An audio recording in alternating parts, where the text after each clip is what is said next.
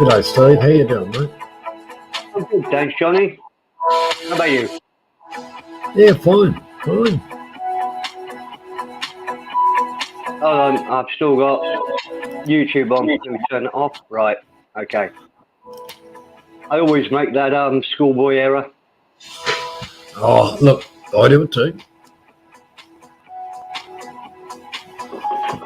I was running a little bit late tonight.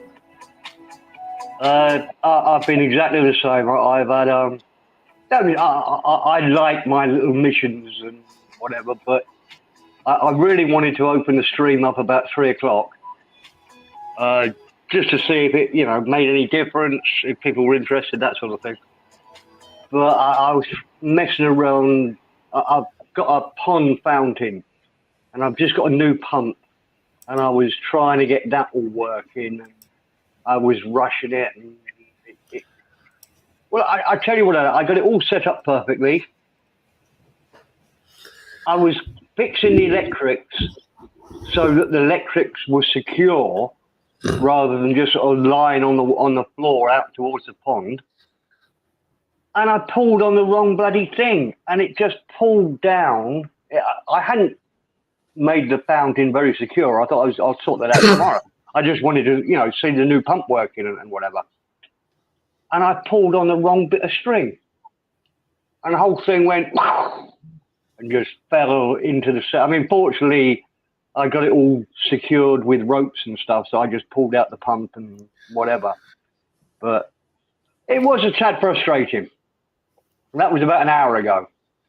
And I was filthy dirty, and I thought there's just no point in me opening up early, so I had a shower and opened up a beer. I thought that was probably the best option. Well, yes, remove the stress. Yeah. There's always tomorrow. The great thing about being retired is, and the bad thing about being retired is at the same time, is that there's always tomorrow until you die. Yeah. That's it. Hi, BZ. You're at work. Go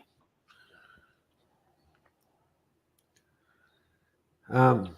I've actually done it this time, BZ. I hit the like as soon as I joined the stream.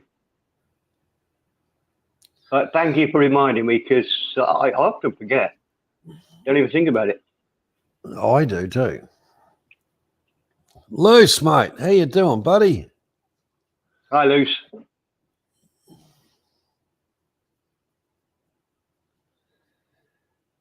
Yeah, although I'm moaning like an old grouch, because I am. Oh no, I've had a good day. I mean, when the pump was working, it was brilliant. Before, it was just a little piddle with the old pump. I've got about a 4 foot high fountain now when it's working, and it's thick water. If it's about 2 inches diameter coming out of the nozzle. It's impressive. I'm quite pleased with it. So I like how it's all working.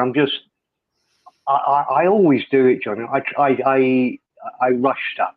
I want to get the job finished. And it's okay if it's a job that you've done lots of times before and you know how to do it and you know all the mistakes and whatever. But it's not a good idea if it's the first time you've sort of done something. You got to sort of look at the job, weigh it all up, work out what's in it, and sort of go through it step by step. Or I'm just turning into an old fart. I don't know. I'll leave that up to the chat. I think probably the latter, yeah. Well, really, it doesn't matter if you've done something 100 times. The real part about it is, all right, you buy a new pump. You say, oh yeah, that's the one. You get it home, and it's an inch pump instead of a 3/4, or it's 1 1/4 inches instead of 1 inch. Yeah. There's always those dramas. Yeah. South, g'day, mate. Well, South, that's a really difficult question. All I can say is we've just put another 100 in there. We bought 100 and put another 100 in there. We've got one big one left. I would say about 7 or 8 pounder, maybe 10 pound. I don't know, but it's a big thing. And we've got all the little ones we had in there before. I'd say there should be 150, 200. Look, if everything works to plan, I'm planning to sort it out tomorrow morning. I mean, the pond is in the right state. We've got all this algae all over it. The whole idea is the fish eat the algae. That's what my wife has told me. I'm not convinced. But yeah, I'll set it all up. I've got my phone camera working again. So I can take the camera outside and show you close up the fountain and the horrible state of the pond. And my new boat, because I've got a little boat for the pond. So yeah, I've got it all planned. But small problems.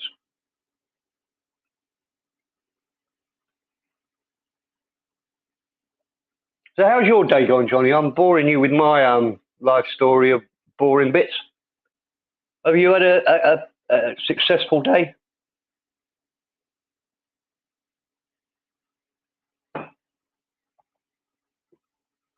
I can't hear anything. Sal, at least you're giving us, you've had an exhausting day from Daddy Day, Claire, collecting flowers and getting selfies with all the lady. Well, it sounds quite pleasant.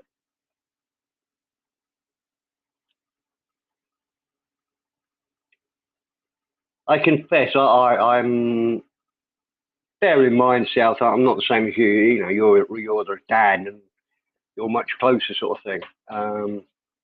Or you have more responsibilities, I should say. I'm sort of I take it that I am the granddad. I only do what I want to do. So I don't get involved in the school at all. I went on my granddaughter's first day at school, and I'm looking forward to the sports day. That's my limit.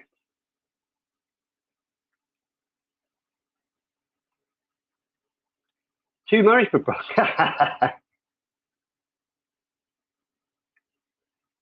I can remember doing the same sort of thing with my my daughter many years ago.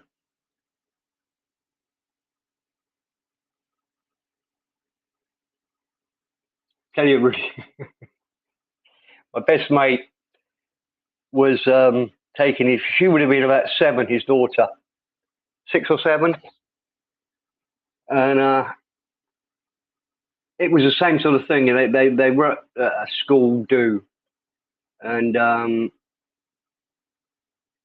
hi, homeless and horny, and they were meeting all the. I can't remember what it was, but it was quite a respectable affair, meeting at the school.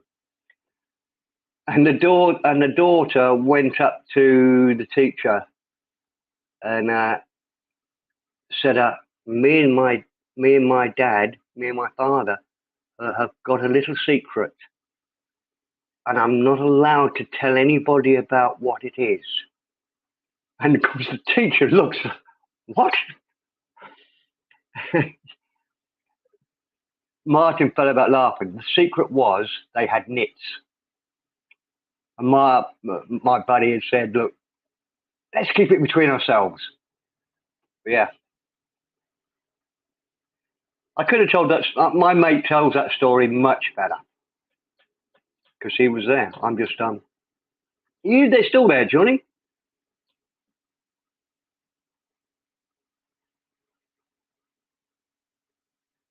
Well, looks like I'm doing the quiz. First question. What size shoes do I wear? UK size. I'm just joking. Hi, Trent M. Welcome, sir.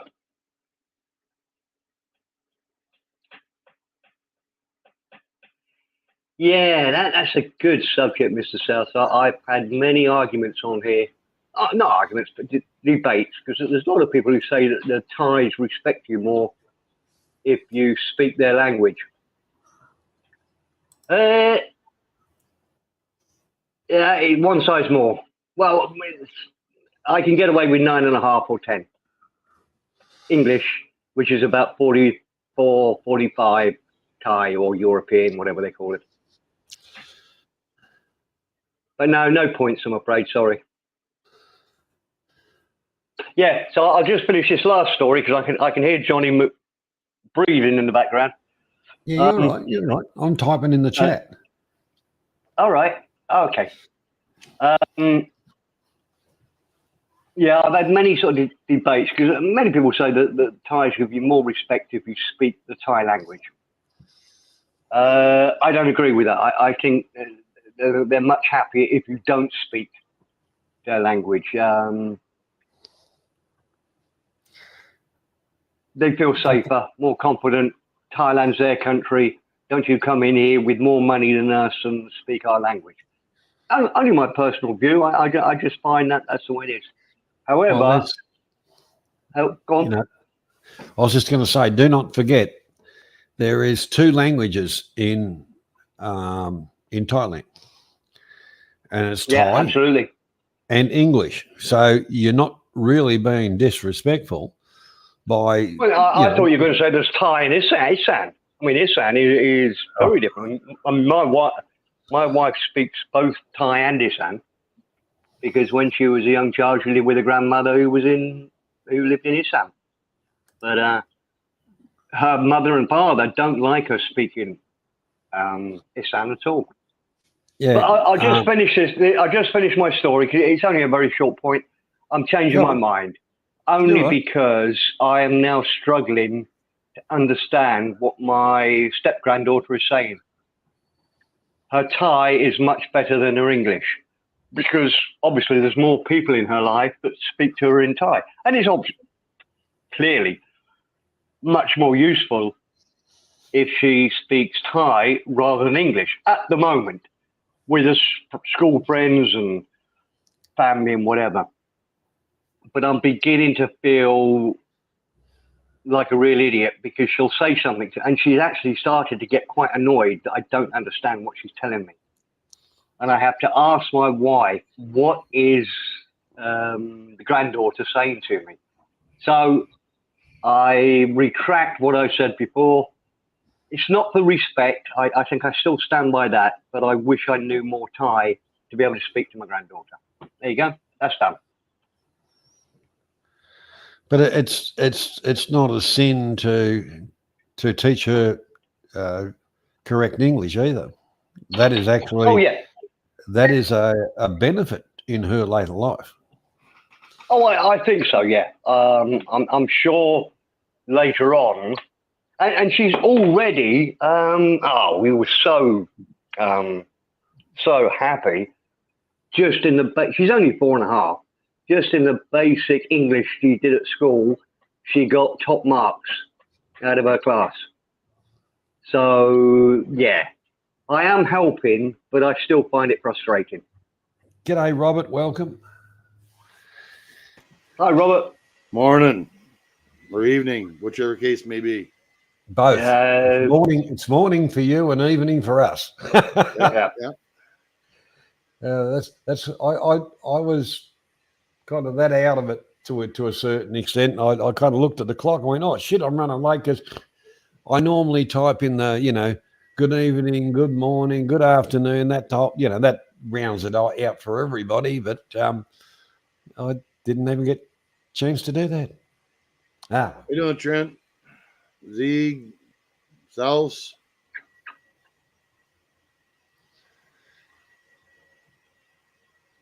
How did the launch go, Robert?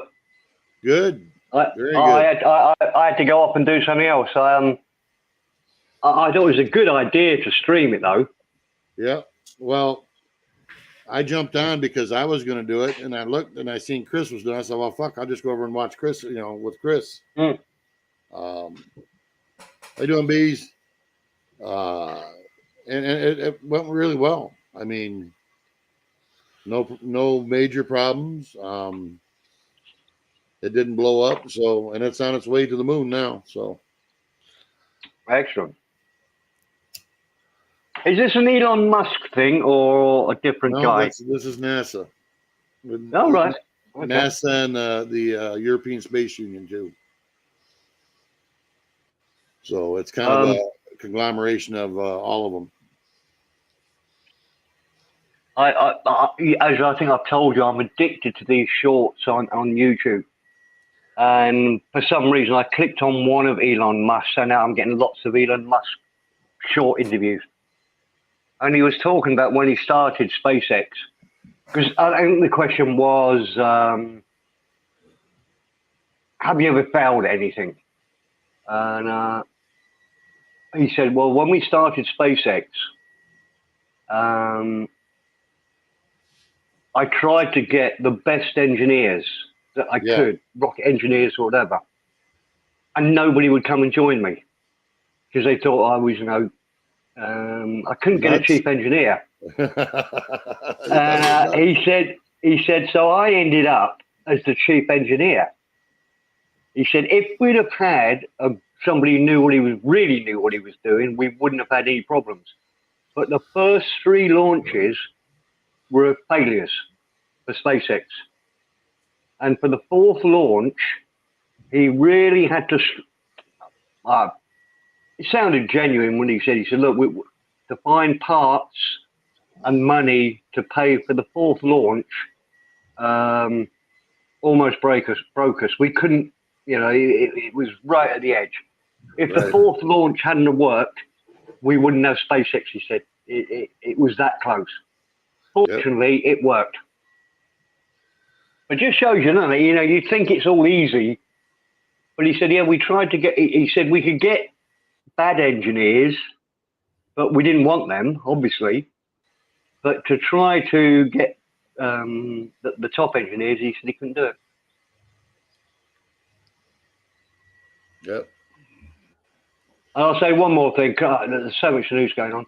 Apparently, have you seen he's offering YouTube creators 10% more to go over to him? No shit. Yeah. Well, damn. Maybe I'll start getting live streams over there. He's looking for engine. He's also looking for computer guys that really know what they're doing on the YouTube. He's trying to, what's the word? Pinch YouTube engineers. But yeah, it's looking quite promising. If that becomes a YouTube, if Twitter becomes a YouTube competitor. Right, I'm going to shut up now. I'm talking too much. And Johnny's got a quiz to run. When's that supposed to start? 20 minutes ago. Oh, Half hour ago. No. Really about 9:30, around 9:30ish. It's. I'm only joking. I would sort of have this chat. That's why I really wanted to start the chat earlier.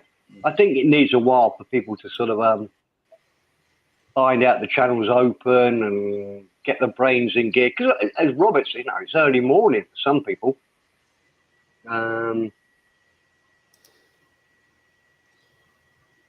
Well, and YouTube see, is going. what does is MOFOS mother?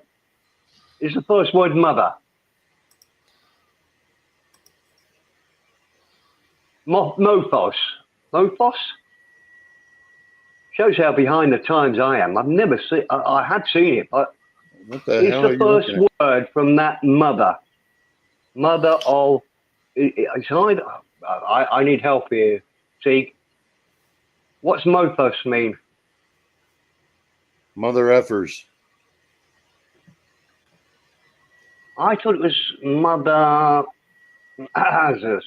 Yeah.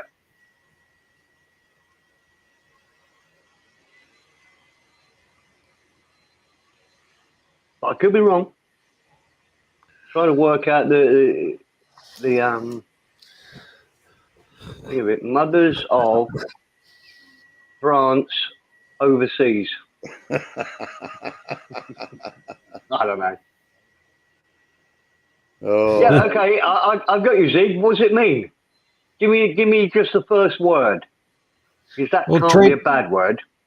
Trent's Trent's given you a bit of a help out there in the chat.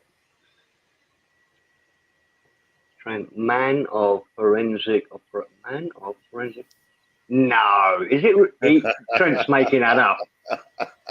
I'm not as dumb as I am, or I'm dumber than I think I am. One of the two. You're not as thick as you dumb you are, huh? Yeah. Yeah. So yeah. So it is. It's mother huckers, mother truckers. Yeah. I'm guessing. I don't know if it's truckers. G'day, Nathan. I don't know if it's truckers, but it might sound something similar to truckers.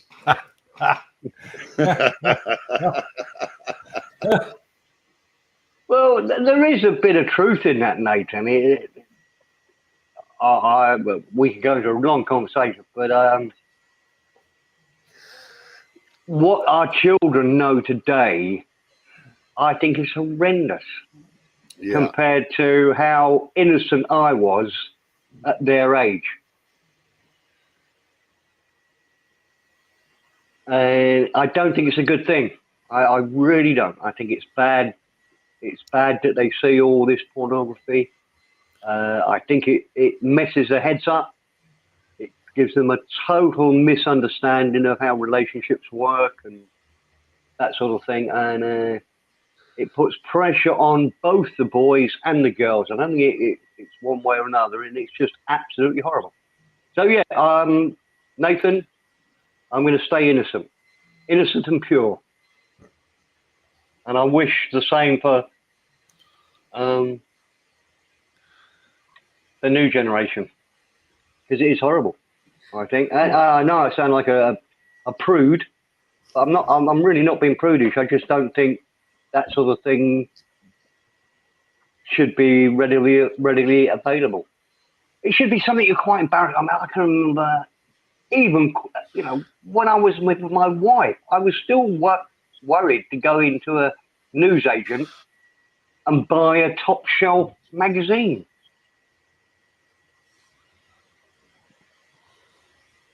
Honestly, I'm not joking. I think I should send my wife in. Go and get us one of those. I'm too innocent. It's all gone quiet. Do you agree with me, gentlemen, or am I talking bollocks? Oh, no, I agree with you. The whole thing is everything now is shortened down instead of, especially government bullshit. They're using acronyms, all this shortened down stuff in to try to confuse people of what they're crapping on about, because what they're saying is bullshit anyway. So they throw all that in to totally confuse people and actually make people think that they're actually smart. Yeah. And also, John, they make it look as if it's normal, or it's good. I don't know. Right. I'll shut up. Well, Clearly, I haven't been talking all day because I've been out on the pond, and my wife is still spending all the time in the hospital with her daughter. So, what's going on there? Oh no, sorry, not with the daughter. She's with the daughter, but we've got a new grandson. I've got a new step grandson, and thank you. And so he's still in the hospital at the moment. A few minor problems. So my wife's spending 95% of the day in the hospital with her daughter. Okay, well. So I haven't had anybody to talk to all day long. Oh, so you've got withdrawal symptoms? Well, yeah. Okay, let's stop. Let's get on with this quiz. I was just going to say, you keep talking. I'll go and have a quick smoke, and then we'll get on with the quiz. Okay. I hate to admit this, but I did watch, because it came up a thing of when one of the streams we did, they clipped it and put it on Exposed. God, I hate my voice. I hate everything about it. Why? What's wrong with your voice? It just doesn't sound like I think I sound. Well, you'll never sound like you think you sound in your head. Yeah. I don't. Yeah, I suppose so. But I did enjoy it. Peeve staring motherfucker. No. I think you've just made that mofo up. See? No, that's a thing. It's a thing. That's been around for years. Well, yeah, but it doesn't even work. The MO would be for mother. If it was what I think it is, it would be MOFU. Okay, so we use Fokker. How's that? Okay. It's an American spelling. Yeah, Australians. sure. Yeah, understood. Say no more. Christ, I've only got 3 cigarettes left. That's only going to last me about 10 minutes. I'm going to have to go and find out if I've got any secret supplies anywhere. Uh-oh. That's bad planning.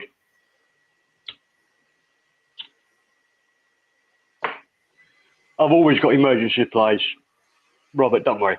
Same here. I can always find more. I always have 2 extra lighters and many extra cigarettes. Yeah. Oh, I've got more extra lighters. I think I've got about 10 in the kitchen, and then the ones that I'm using are sort of spread around the house. Because I tend to just put the lighter down wherever I am. And they sort of come back to me as I sort of pick them up. But yeah, I would guess I've got about 20 lighters currently in the house. 10 in a sort of pack already, and then about another 10 spread around the house. Yeah, that sounds about right. Uh, All right, Nathan, what is EDSA?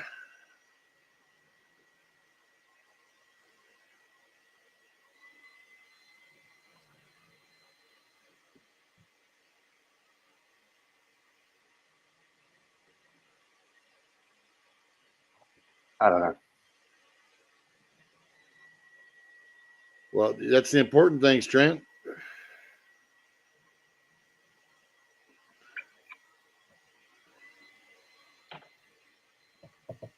Oh, I've got a new interesting fact just to fill the time before Johnny comes back, because I'm pouring beer at the moment. All right. Once again, it's down to these shorts I've been watching. And a guy came on and he said, "This is how most of us pour beer." And he poured it like I've poured beer for the last 50 years. You have the glass at a 30-degree angle, and the bottle at a 30-degree angle, and you sort of pour it in to not leave you with a big head on the top of the beer. Yep. Ideally, you're looking for or the lager. You're looking for about, half inch, quarter of an inch, perfect. He said, "We're doing it wrong," he said. "What you should do is pour it as if you're pouring milk, which will leave you with a head of almost half a pint." And he said, "Now that might look horrible, but watch what happens." And he got both pints. The one that was perfectly, not perfectly, the way that we have always done it. Before I go any further, do you pour beer the same way, Robert? I generally don't pour beer. I drink it out of the bottle. Ah, okay. Don't know about that. It's a difficult. We'll have to look. That's going to be another scientific experiment. But anyway, what he did was he got the one that was sort of, how I would say, was poured correctly, and he started stirring it, and the froth started coming up, and it all started to get excited and bubbly and horrible. And then he got a spoon into the other one with the broth and stirred that. Nothing happened. He said, what happens is, if you pour the beer perfectly, when it goes into your stomach, it gets turned around like that, and it expands inside your stomach. That's why you feel bloated. He said it's much, much healthier, and you can drink much more if you pour the beer wrongly. And I looked at him, and I looked at what he did with these 2 glasses, and I thought, fuck, I've been doing it wrong for the last 50 years. And it's a pity Zieg's not on here, because I've been to Germany, I've watched the way they pour beer, and some places in France do the same, and they just pour it straight out, and then they scoop off the foam. You know, they have a spatula. Say again? Just imagine how much more beer you could drink. Yeah. They scoop off the foam, and then they pour it out again, and scoop off the foam, pour it out again. I think it just seems so logical. If you don't do that, if you sort of keep it all under control in the glass, obviously when it gets into your stomach, and your stomach's moving around, you're moving around, whatever, that air and oxygen is still going to come out somehow, and it comes out in your stomach. Well, yeah. It's got 2 exit opportunities. That's how you impress the wife the next day. Look, I've been totally serious. I think he's right. The guy that did this shit, I'm gonna. In fact, I've started tonight. I'm just pouring the beer out and then waiting for it to settle. I mean, if you watch them do Guinness, it's great watching Irish farmmen pour Guinness. They pour it out and then they leave it about a half a pint, and they leave it all to rest. Takes about a good 15 minutes to pour a pint of Guinness. Guinness is an interesting beer when they sit it up on the counter and you watch it. It's not bubbling up; the bubbles are going down. It was always amazing. All right. I do like Guinness. I don't, I can't drink much of it, but a pint of Guinness is quite nice. Oh, it's my favourite drink once I get back to England, Johnny. Absolutely love it. And I've drunk it for years. It's difficult in Thailand because it's so much more expensive than normal beer. But in England, it's only a couple of pence more. I'll always go for Guinness first. Well, that's the home of it, basically. But so it'd be very predominant. But there's quite a few pubs around here that serve it. It is a little on the expensive side, but I do partake of the odd pint here and there. How much is a pint of beer in a pub in Australia? About $8. Which is about half the is the Australian dollar still about half the UK pound? Roundabout, yeah. Yeah, it's same in England, so it's the same thing. You can pay £5.50, or you can go to. We've got a very cheap beer chain, where it's under £3, so $6. Oh damn, Trent! Holy shit! Right. I remember in the days we used to do home brew. Yes, you could make some nice beers and all that, but when you make it, you seem to want to drink it. That's what happens. there. That's why I gave up making it, because I was drinking too much of it. Hey. Oh, well. All right, Steve. Do you want to cross to the other side? Because I know that you like the competition. Well, I do, but look, I'm quite happy to do whatever you say, Johnny. Well, if Robert doesn't I mind, think you've got Robert there to adjudicate. if Robert doesn't mind, No, I don't mind. Until Anna comes on, and I'll say goodbye to you on StreamYards. I'm just going to refresh everything first, just so that just in case you ask the question too quickly. Let me just refresh YouTube.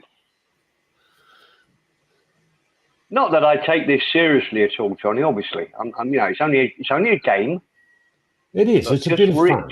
Just refresh that. Then make sure we're on live chat. Okay. Then get a sniper to take out Karma. Is Karma in the chat? No, Karma's not here. She's okay.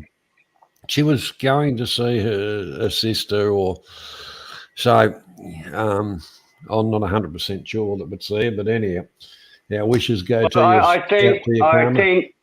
I think 45 minutes build up before the quiz. Everybody's had time.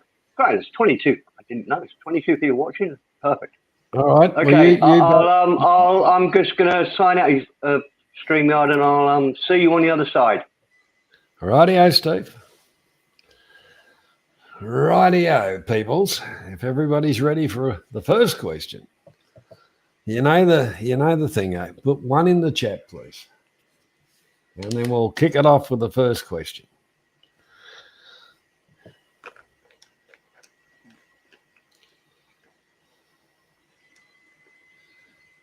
And this will be the night, Robert, where all the questions I ask will be right down your alley. you, mate. Hello, mate. Welcome. I'll make sure I shut up this time.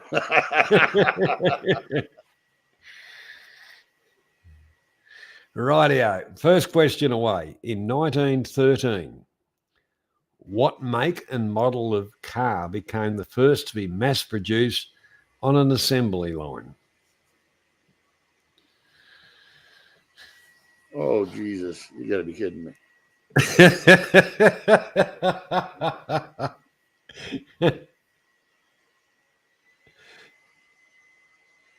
Make and model.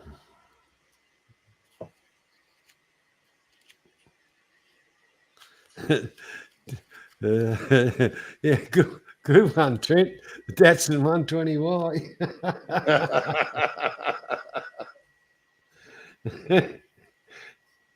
They may as well if they made the Datsun 120Y for a long time. The old data bugs, by the geez, you couldn't kill them friggin' things with a big stick. G'day, Rick. Correct answer is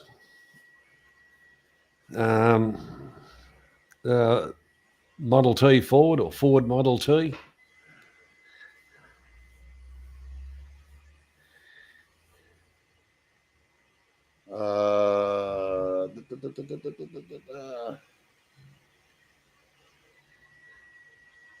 South.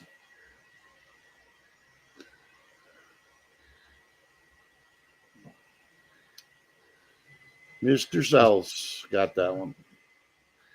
South, you give it to me? Oh, yeah, he did too. Yes. Well done, South. First blood. Right, next question. Ukraine and Belarus were a part of which country until 1991?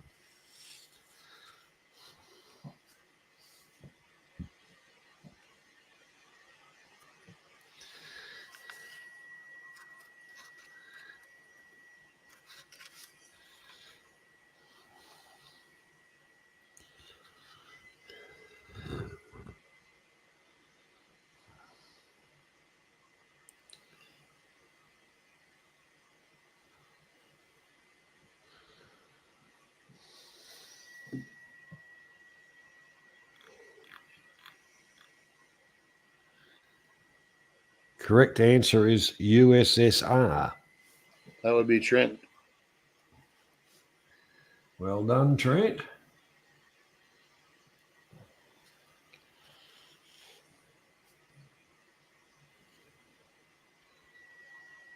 Which metallic period occurred around 1000 BC?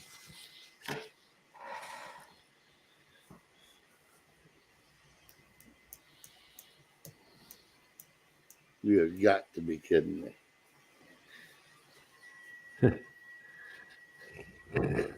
Oh, shit. Look out.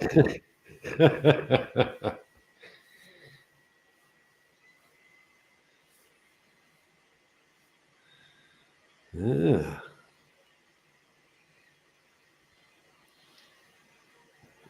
Correct answer is the Iron Age. Yep. And that would be Rick. You've got It was both Rick. right. Oh, wait a minute. Nope. Uwe. Sorry, my Yep. bad. I tried to screw Uwe. Ah, well, doesn't matter. Uwe got that one.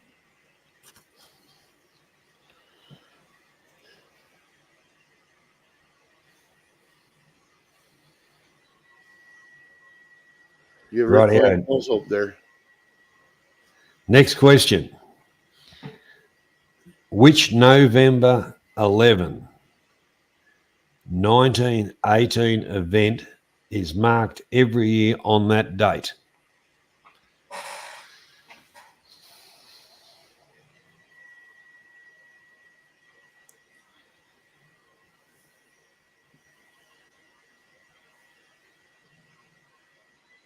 G'day, Philip.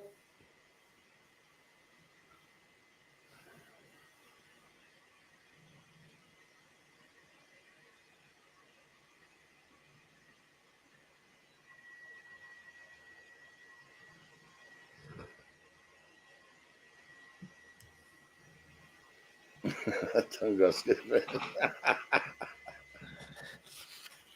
The correct answer is Armistice Day. Is what? Armistice. The hell is that? Oh, well, Armistice Day, Remembrance Day, yeah. But, Oh, Veterans Day. Yeah, no, it's the same thing. But correct answer is Armistice Day. Okay, I don't see that anywhere. Would Remembrance Day be correct? I Veterans Day? see Beezy is written in Armistice Day Where the hell you see that? on the StreamYards. Oh, yep. My bad. So, yep, easy.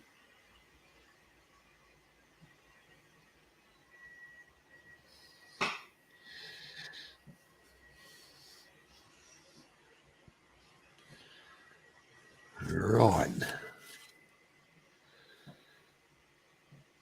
In which country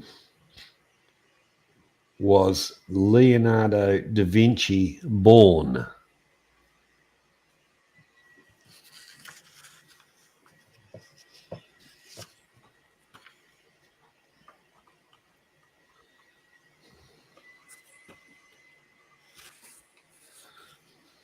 In which country was Leonardo da Vinci born?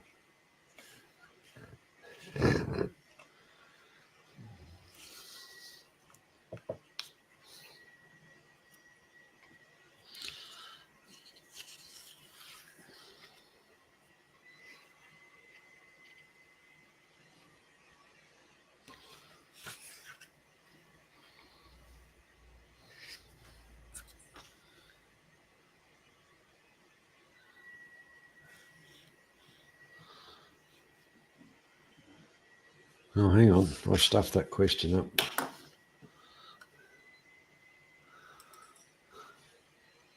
How'd you stuff that up? Read it wrong.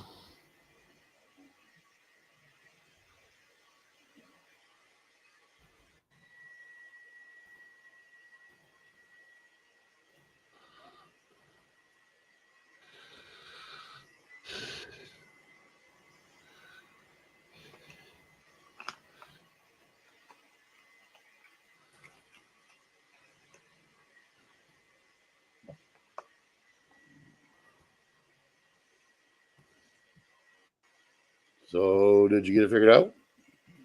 I'm getting there. I'm just, I've stuffed myself up.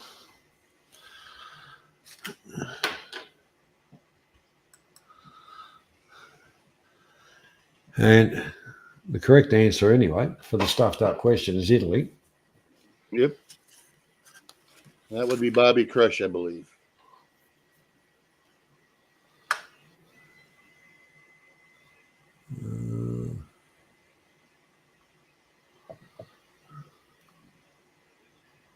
Bobby Crush, Bobby. All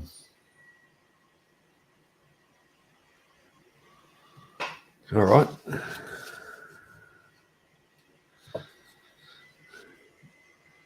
In Scrabble, how many points is the letter J worth?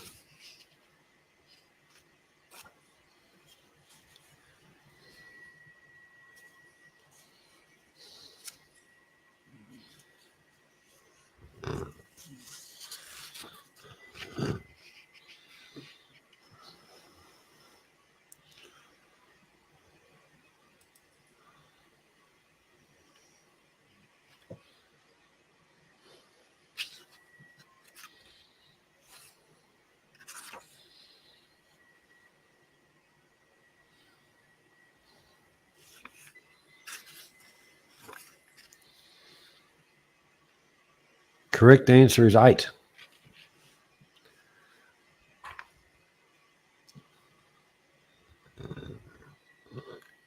That looks like Steve.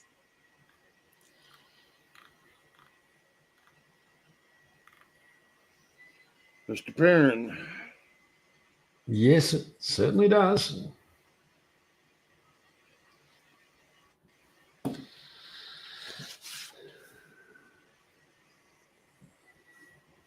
What colour or which colour of snooker ball is the second highest in point value?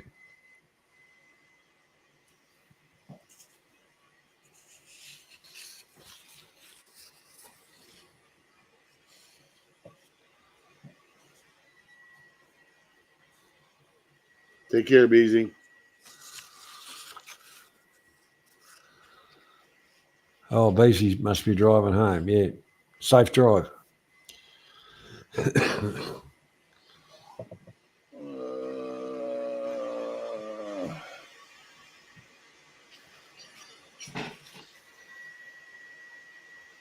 Which colour ball?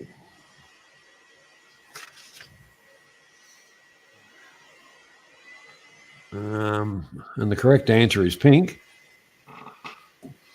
Bobby Crush. Bobby Crush again.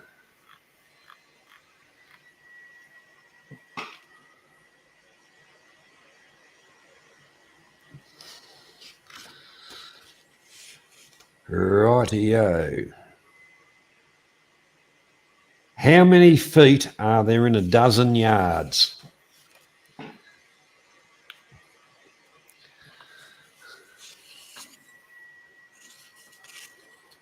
G'day, Harriet. Welcome.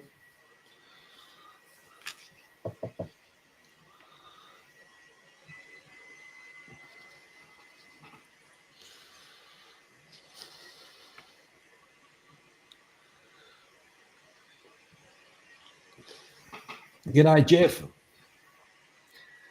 Correct answer is 36. That'd be Bobby Crush again. Ah.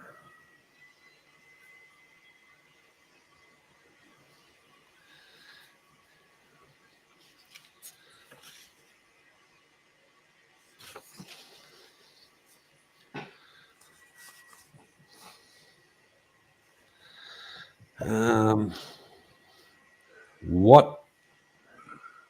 Hang on. I bloody lost myself again.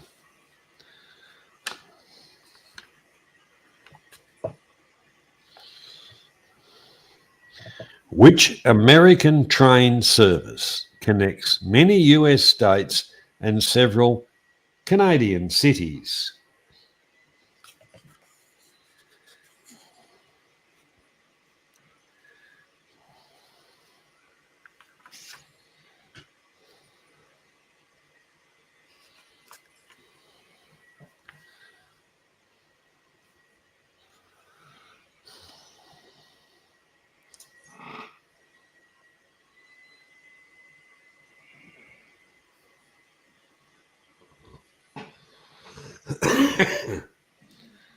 Correct answer would be Amtrak.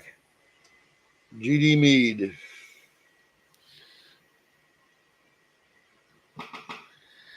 GD Meade?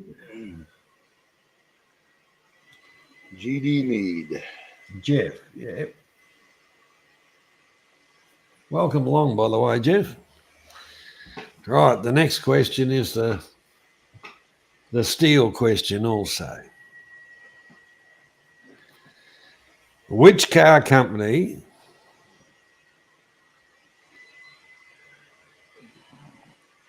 has the Corolla range?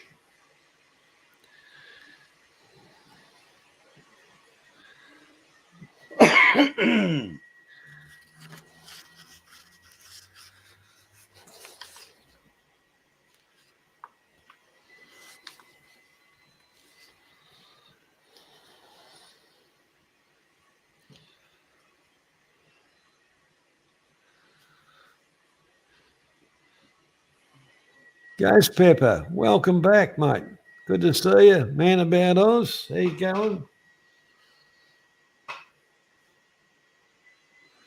Correct answer is Toyota. And that would be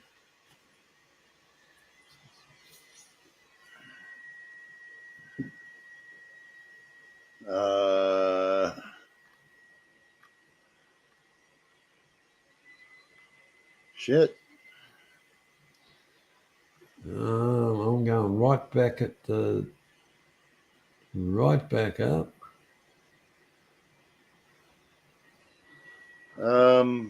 Philip Jenick. Cowboy Mosh Toyota. All right, Philip.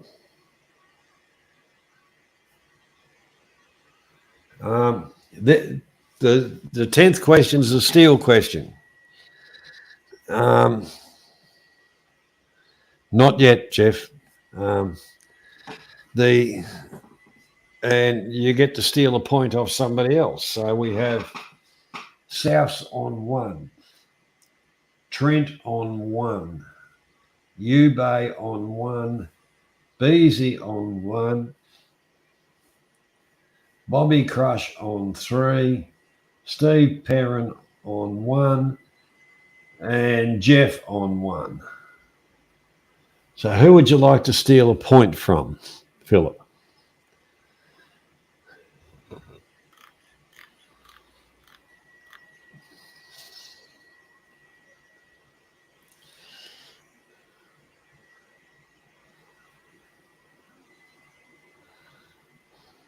Bobby Crush, okay.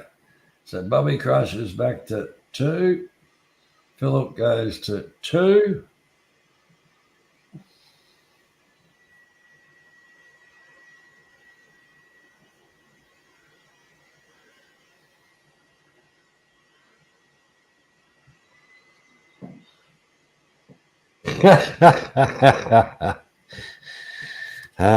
Don't you just love it? What? Don't you just love it? So this is the time, Robert, where if you want to go and get a beer or have a cigarette, and I'll find a little tune or something and put that on. We'll give us a couple of minute break to lubricate the throat or whatever.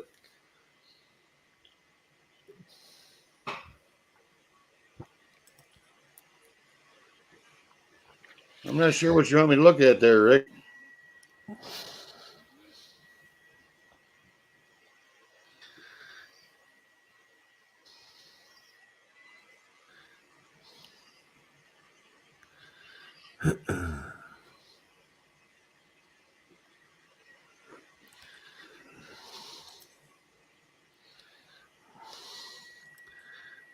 Well, that's your job if there's a protest in, Robert.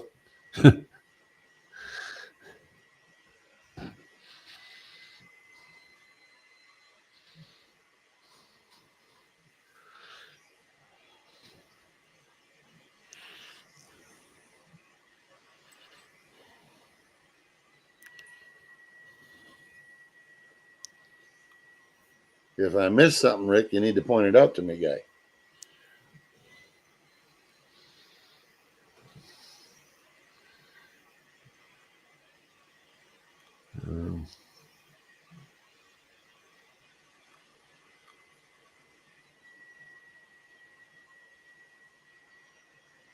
Righto, we go up here.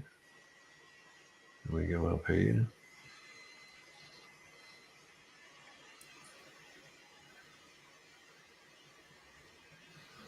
After the comment of Peace Train by Zeeg, which was twice, I'm looking at it.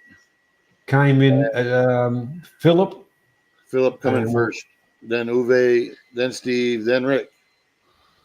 That's the very next, and then there was Uwe, then Steve Perrin, then okay.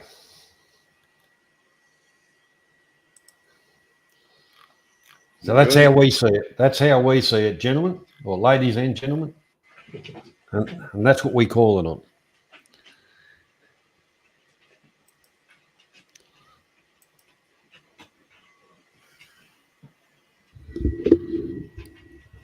So we'll put a little bit of music on and enjoy for a couple of minutes while we have a refreshment, and we're back in about 5. All that I know is we'll get older, so better stands beside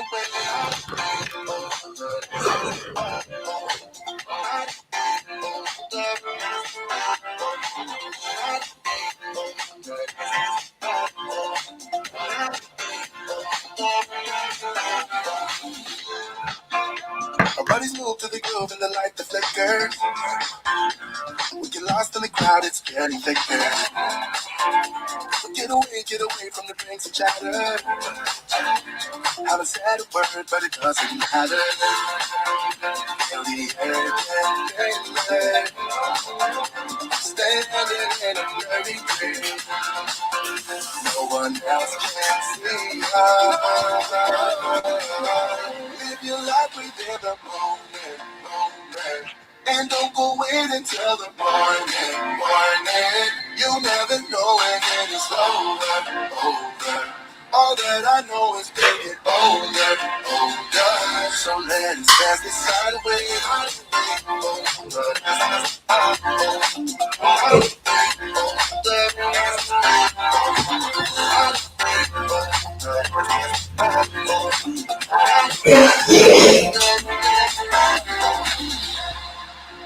Feel the air getting thinner.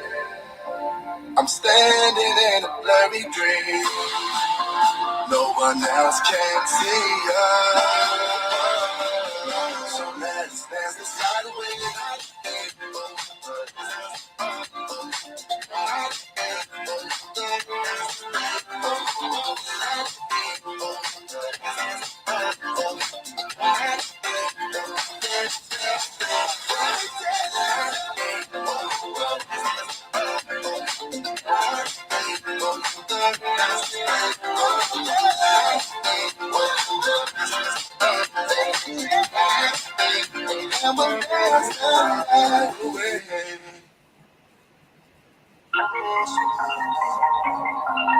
Wave.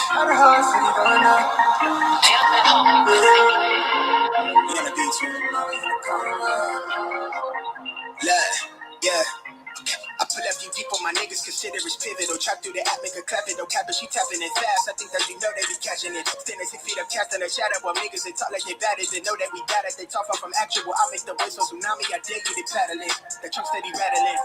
Blowing top tier to keep my thoughts clear. I see the optim there. I'm on my shot. Call it big bar shit. I never know the time. I'm never clocking it. Wildflower, I'm like Denzel. I've been the man on fire. Bitch, I'm hot lava. You are not scarlet. You are proudly. I'm a real nigga to the coffee field. Heart chill from all this talking real. Recent life feel like a highlight reel. Currently thumbing through currency. I'm from the avenue, bitch. I'ma get it regardless. I told little baby to slide with that lotus. Pull up with the garden. My guard is down. Till you come around trying to hold you something. Give a fuck how you feel. I don't owe you nothing. Now you trying to make amends. I'm just trying to get the fortunes. Trying to cop my mama fortress. Pop might pull up in the Porsches. I used to be quiet, was timid. They used to catch me skipping courses. Now they snap a nigga portrait. Hard head but never forced it. I got a pin it shine like it's supposed to. The way I deliver, they pose to. My neck got a compass to know where we going. It sound like I'm stepping through portals. I'm off of that poison, the devil be calling, but I just ignore it for it. The task force told me, God, okay, yeah, you asked for it. Wait, the task force told me, good, okay, yeah, you asked for it. Wait, the task force told me, God, look. The way that I ball, I should've played for the Big Ten. When I touch stage, but they packed in. Got a pretty thing to make a back bend. Let me see it all through the glass lens. Had some people try to snake if I see you. I'm cheated, might greet you with brass hands. Skate off fast, put a buck on the dash. And somewhere fast, with my feet up, wait, hold up the label. Just call me the tabbin'. They just cut the check, so I'm up in the slit. I take for J to the neck, then I stretch. To start my dad, hit the gas dance. Niggas is different now. I was down then, but that's all in the past tense. So I can't stop shit until I'm top 10. And I'm not 10. I'm so in love with the process. Not all in the day, but it took them some time to feel wrong. I just copped the crib, never home. No, I can't keep a charge on the phone. So she thinks she in love with a ghost. When I'm home, I make sure that she get what she needs, so she know what I'm capable of. Know my rhythm, cause spar with the pros. They pay me to hear what I'm on, they ask what I'm on. I'm doing great, I suppose. Cause I get to do what I want, it's legit, but it sound like it's straight from the stove. They playing my tape in the field and they treat me like I'm making plays in the forest. But a beat bang with a force. I'm a product to stay in the chorus, yeah. I watch my step on the tightrope. The rate going up at a high slope. I don't gotta work like balance. I'm never throwing the talent. The pen game hella nice with it. The flow heavy like a hydrant. But it come with a patent, I'm laughing at badgering. All of them boys won't bite it. I keep my center and shine like I'm supposed to. The way I deliver, they post to. I'm going somewhere you ain't seen on no atlas. It look like we stepping through portals. I'm off of the potion, the devil be calling, but I just ignored it for it. Task force told me go up. Okay, you asked for it. Let's go. Way up, so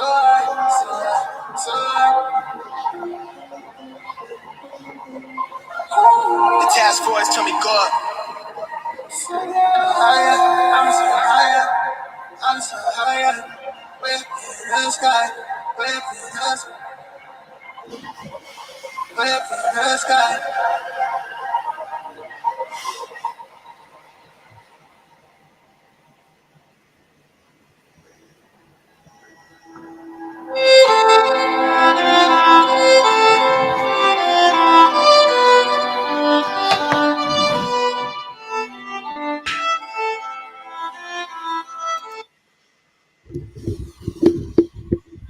Rightio, we're back.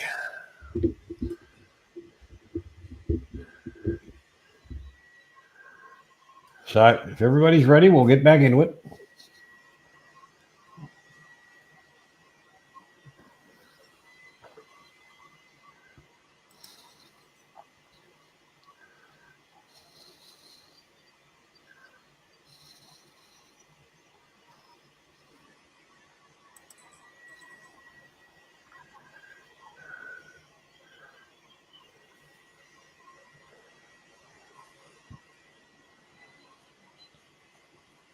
You still in that bloody taxi, Zeke, or you got back to your accommodation? Good to see you back, Pepper. And good to see you too, Jeff. And everybody, really. And Philip. Sal says, please read out the scoreboard. Zeke's found a new cuisine he likes. Ah. Yeah, well, I thought the areas he was hanging out in was a bit dodgy, just personally. But the scoreboard goes: Souths 1, Trent 1, Ubay 1, Beezy 1, Steve Perrin 1, Bobby Crush 2, and Philip 2.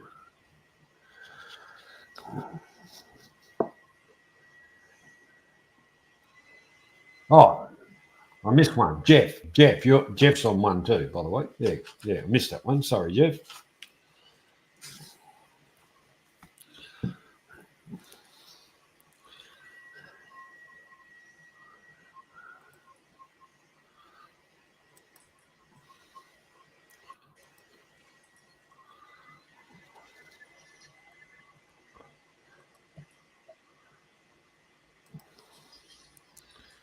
Right, we're ready to go.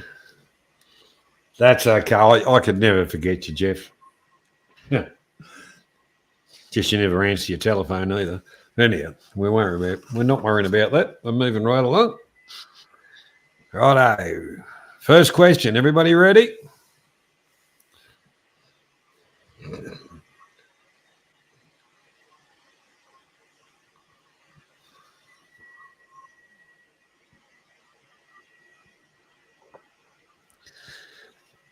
Righto. The first question is,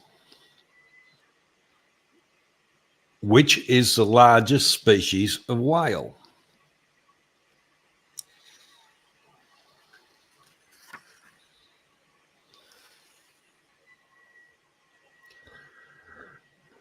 Which is the largest species of whale? You gotta be shitting me. What, another one you knew? No. There's gonna be an issue here.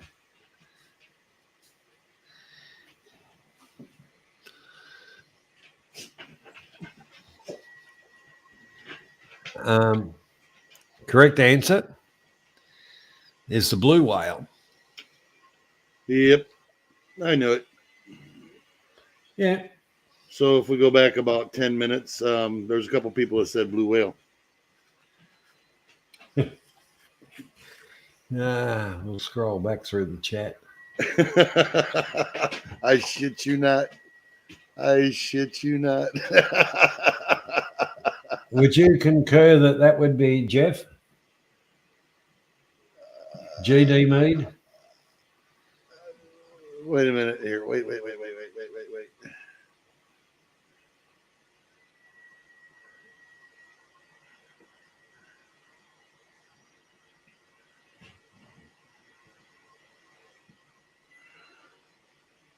Okay. In the current one, yes. But Yep. they've been blazing random words into the chat to try and catch one of the questions correct. And there was a couple people a while back that said blue whale. Well, I hadn't even asked the question, and Okay. So we're going after the question then. Okay. Then I agree with you. I agree with you. Yeah. All right, Jeff. Gotcha. That brings Jeff up to 2.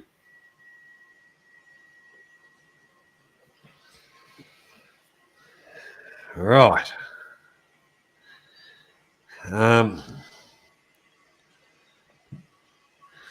What pigment is obtained from the inky secretion of cuttlefish? Can you say that again? What pigment is obtained from the inky secretion of cuttlefish? Okay.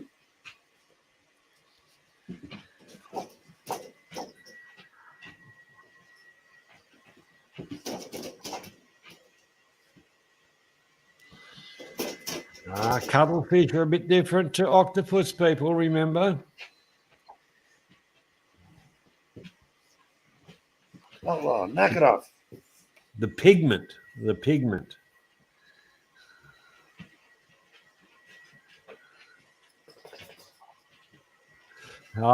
Neither did I, you, babe.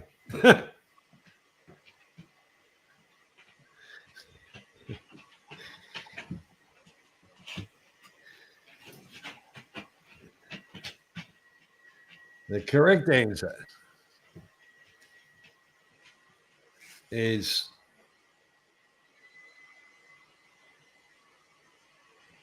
sepia. SEPIA.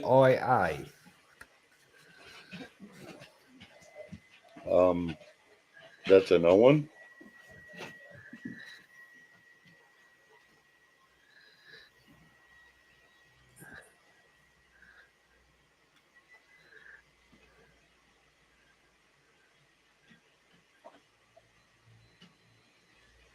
Too late. That question's already gone through to the bowler. All right, so we'll ask another question.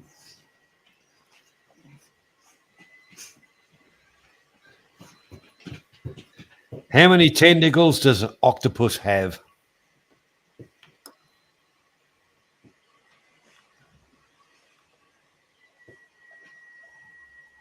Before or after lunch? Yeah.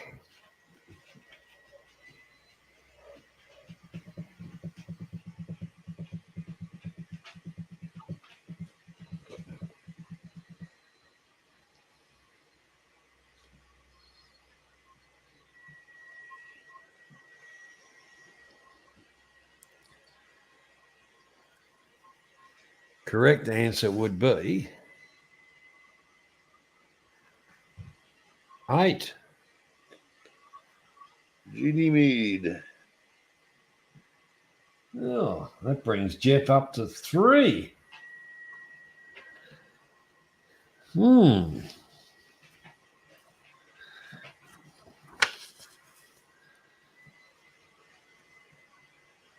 What is the surname of White Wedding singer Billy Whom?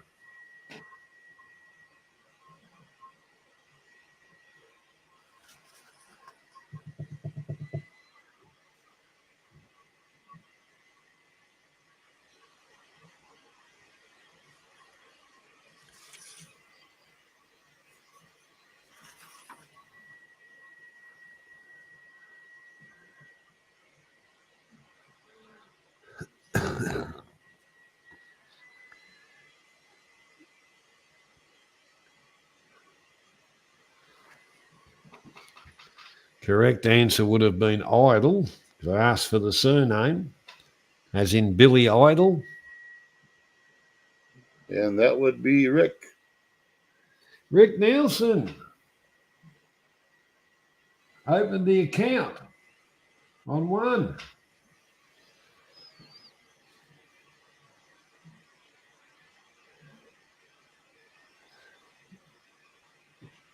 A concierge does what job?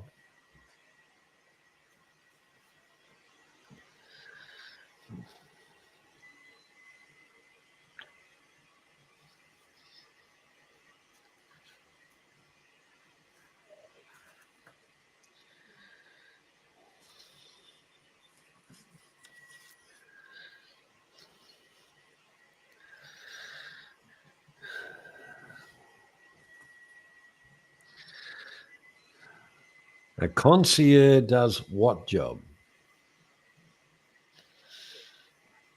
I think Joe Biden has quite a few of them. I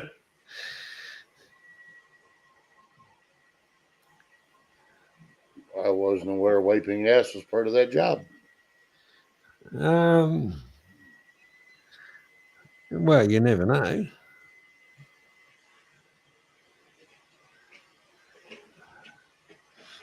Geez, that's going to be a hard one for you to deliberate on, Robert.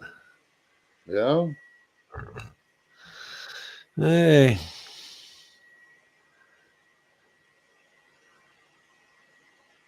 A concierge is actually a caretaker.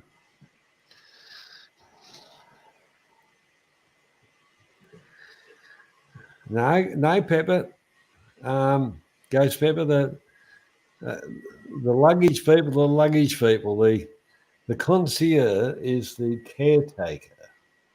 Or the one that,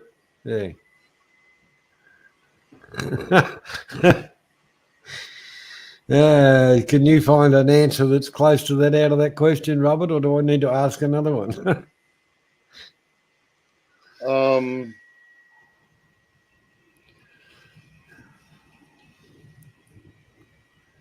still looking.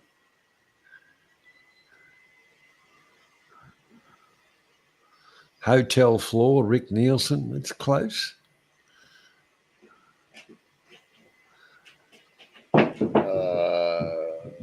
Philip had assist. Yes. Assist. Yes. I think that's pretty close. Yeah, that's pretty damn close. All right. We'll award it to Philip. And that brings Philip to 3 points.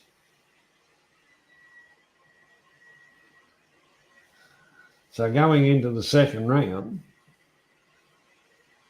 we've got the leaders, which is Jeff and Philip, on 3.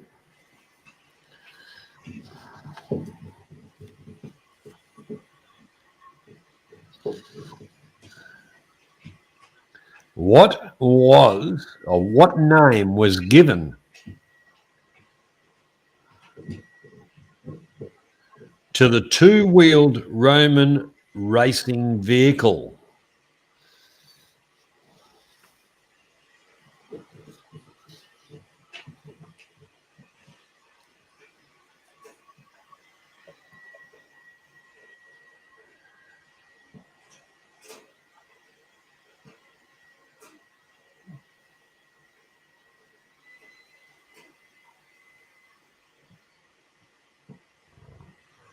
G'day, Graham. Welcome.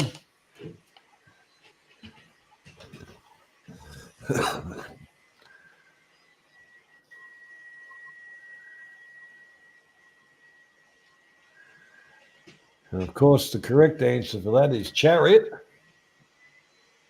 GD Mead. Ah. That brings Jeff up to 4.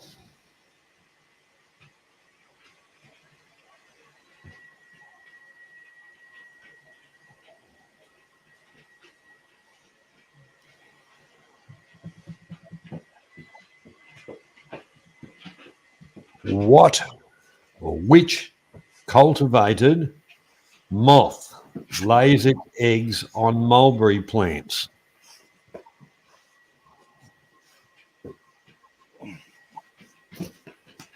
No.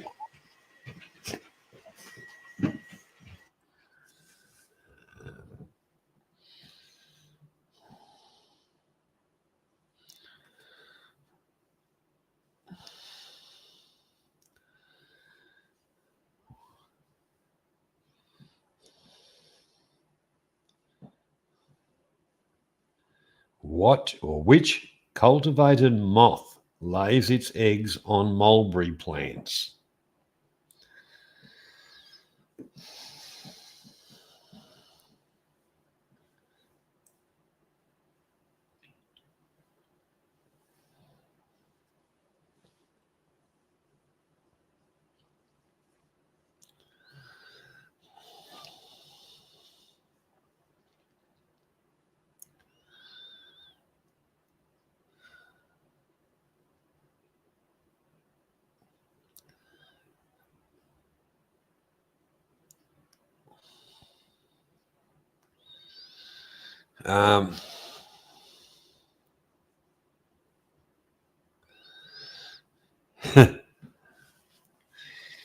The correct answer is the silk moth.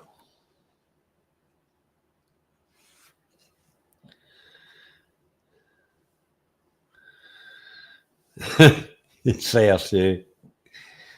Let's have a look.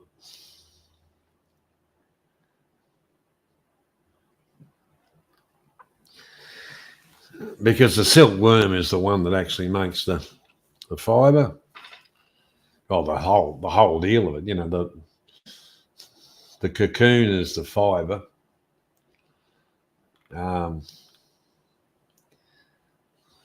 The ultimate answer would have been the silk moth, but I suppose I've got to find a good answer out of shit, I went back too far.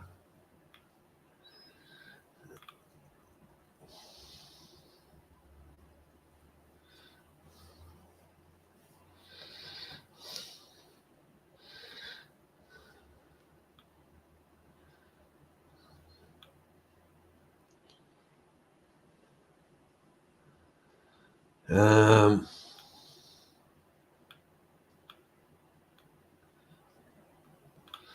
I went back too far. Hang on. Shit, where are we? Down here. Rightio, what do we got? Silkworm. Oh shit! I forgot. I was muted. It's Man About Oz. Okay, Man About Oz. I didn't realize I was muted.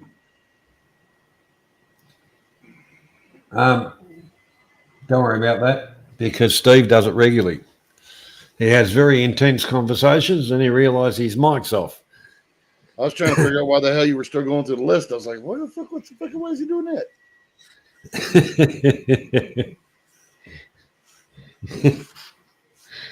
Well, shit happens. I done said it twice. Yeah. Well.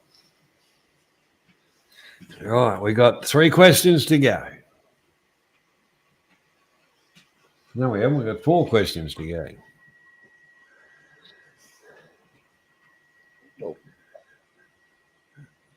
Right. In which board game does the player act as a doctor removing plastic ailments from a patient?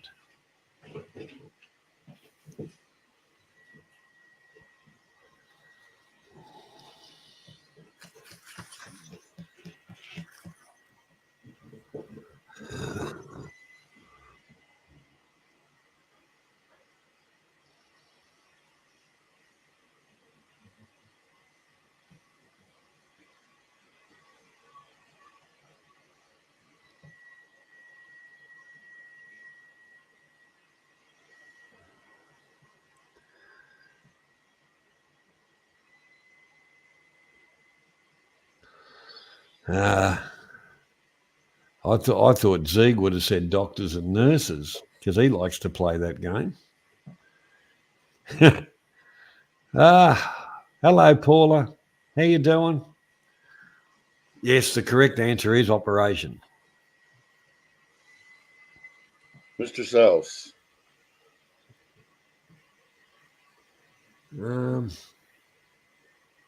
Where are we?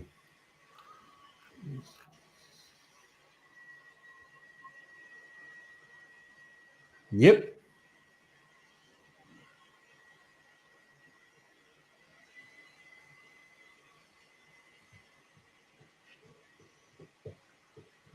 And that brings South to 2.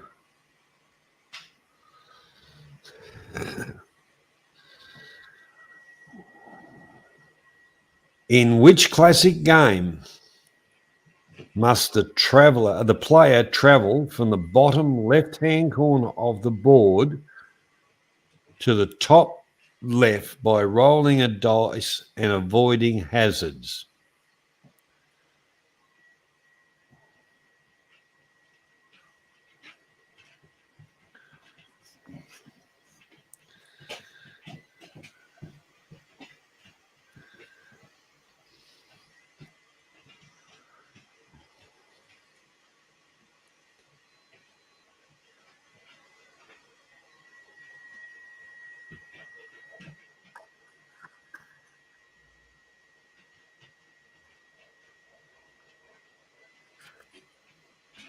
And the correct answer is snakes and ladders.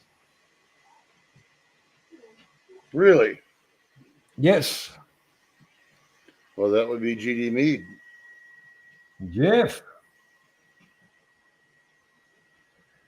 Now that brings Jeff up to 4. Is that what it's called in Australia? Yes, snakes and ladders. They had chutes and ladders here. We've got more snakes, mate. A lot of snakes in the grass, too. We won't hold against you.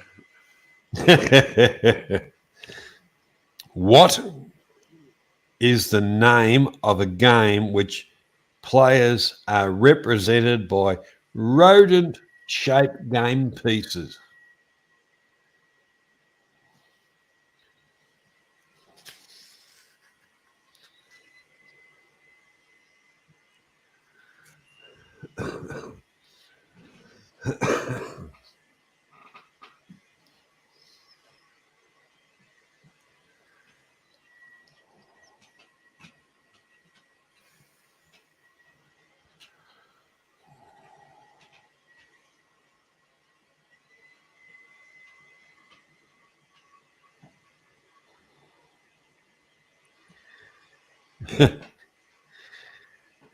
Correct answer is mousetrap.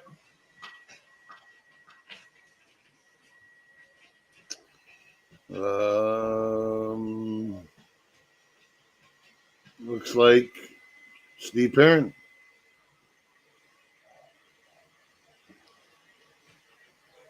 And that would bring Steve Perrin to 2 points.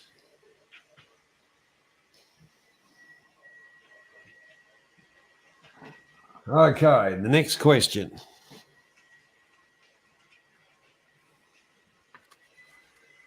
The next question is the 20th question. And as we know, it's a steel question.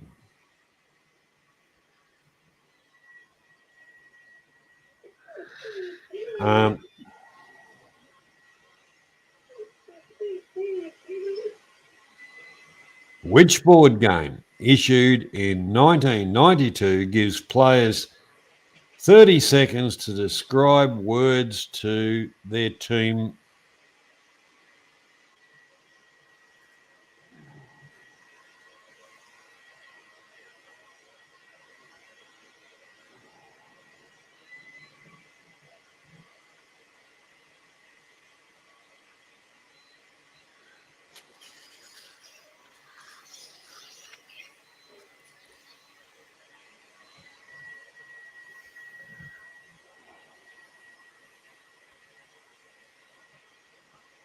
And the correct answer on that one would be Pictionary.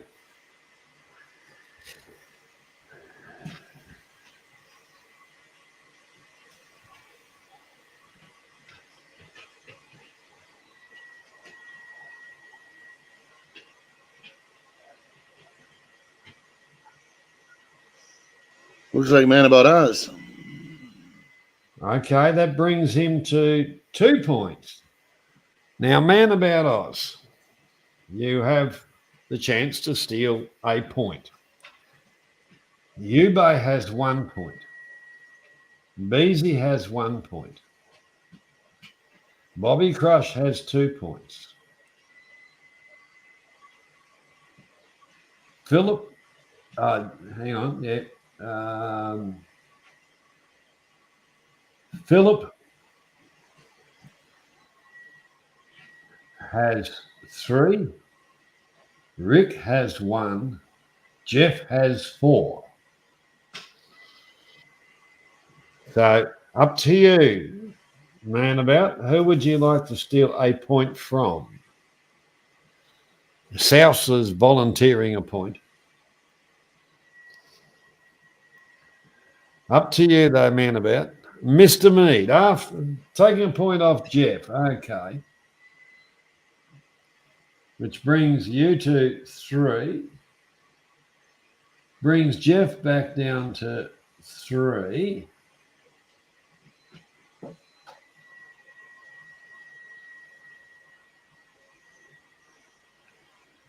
Right, now this is the question.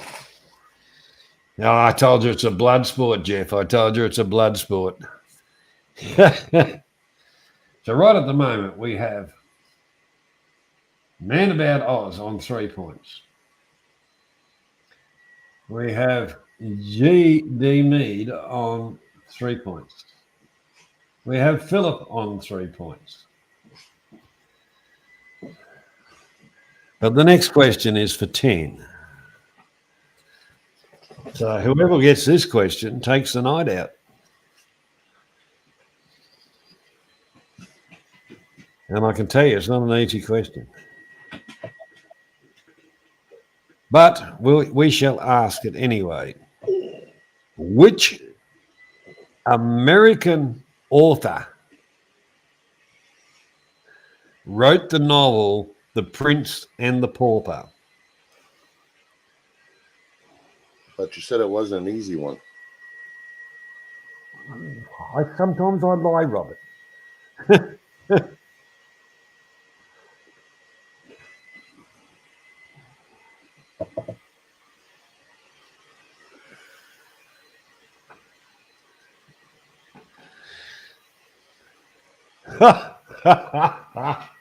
Oh, that's why I love this game. I really do. I love the game.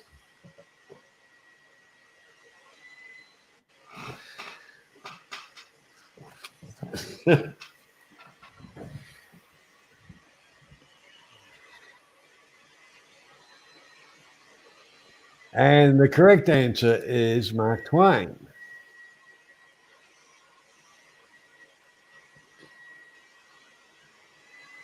And that would be Zeege.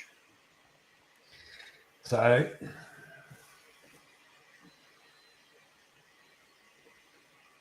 Z gets the win for the night. And I just put the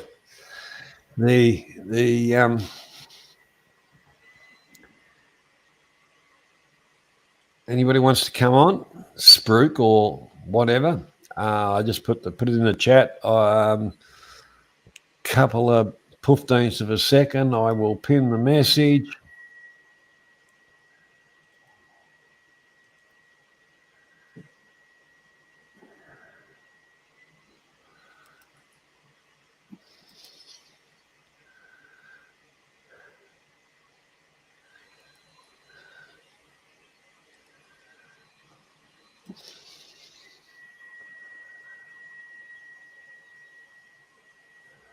Yeah, so anyhow, I hope everybody had a bit of fun. I know I had a bit of a giggle. Had to turn my microphone off a couple of times.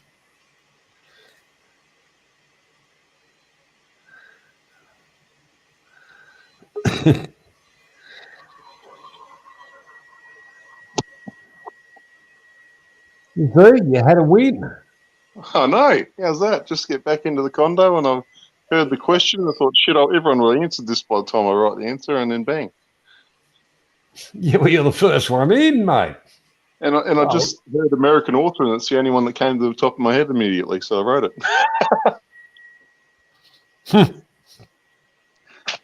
And here's Robert helping out, adjudicating when he's normally saying, I can't answer half of these questions. Every question tonight he's chewing at his bit. Well, this is officially my first win. Yes, it is. It's officially your first win. Yeah. And there's a big old steal, I tell you.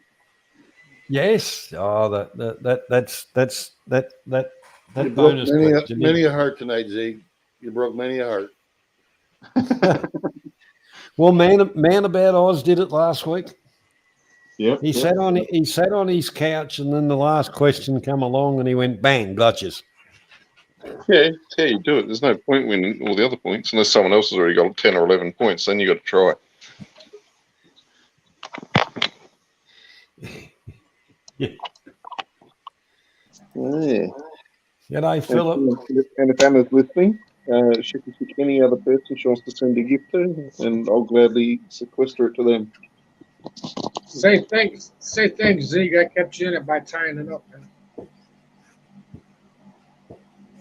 Who did tied what in the what? Oh, I tied it up the first time, which kept the game going, man. So that's what gave you a chance to win. Yeah. Ghost Pepper, what's first prize? A night out with Z. I stole the point. I stole the point away from the leader, man, to tie it up. Yeah. And then I came outside further away from the router, so my answers were going in. And said when I looked at it, it said first, but then I'd be like third down. Because I wanted a cigarette further away from the router.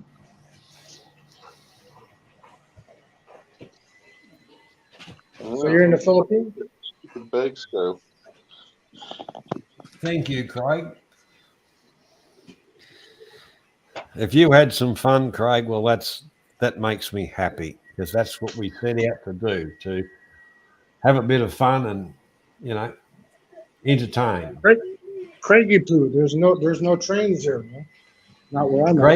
Craigie Poos, yeah, that's it, Craigie Poos. Just geckos falling off the ceiling.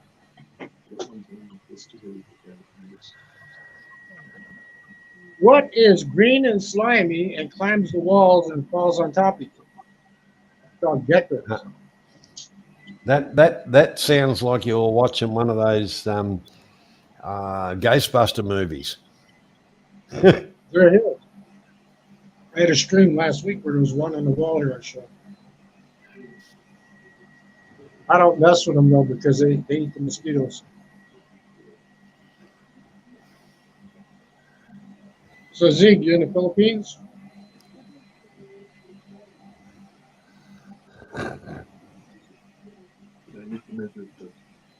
Yeah, He it's is. yeah. I'm right near the airport, actually, in Pasai. Because on the 22nd, I'm flying back to Vietnam. Oh, yeah, I wouldn't mind going over to Vietnam. I'll go around to Easy's place, drink all his grog, and leave him destitute. Well, they Oh, messed can't- up. They messed up wouldn't- my visa. First time, they only gave me 12 days because they screwed it up. But this time, I got the full 30. So I'm going up to the Central Highlands. Then Oh, for yeah. Papa, I'm going to make him a little comical video when I take my ride down the Mekong Delta. Oh, who we got? Oh, we got Jeff, Jeff's welcome, Jeff. I'll be right back. Sorry, I got you there by taking that point away from you.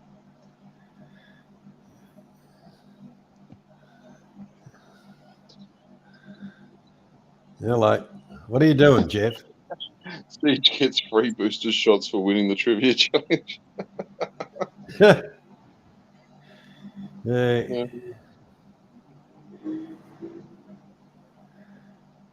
What's going on, Jeff? Haven't you turned your shit on? He's pensively staring at it, Johnny. He's not quite got to turning it on bit yet. He's just started caressing it and talking to it nicely. Hello. He's put his earphones on. Now, oh yeah, that's it. You got to plug them in. Yeah, it helps.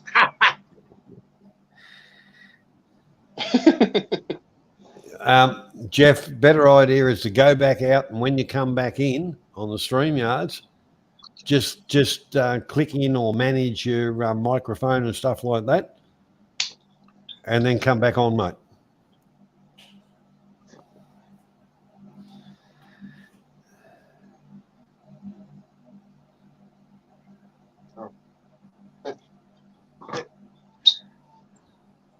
I've only got about 12 kilos of stuff. I only have about 12 kilos of things. Tons. By the time I can say.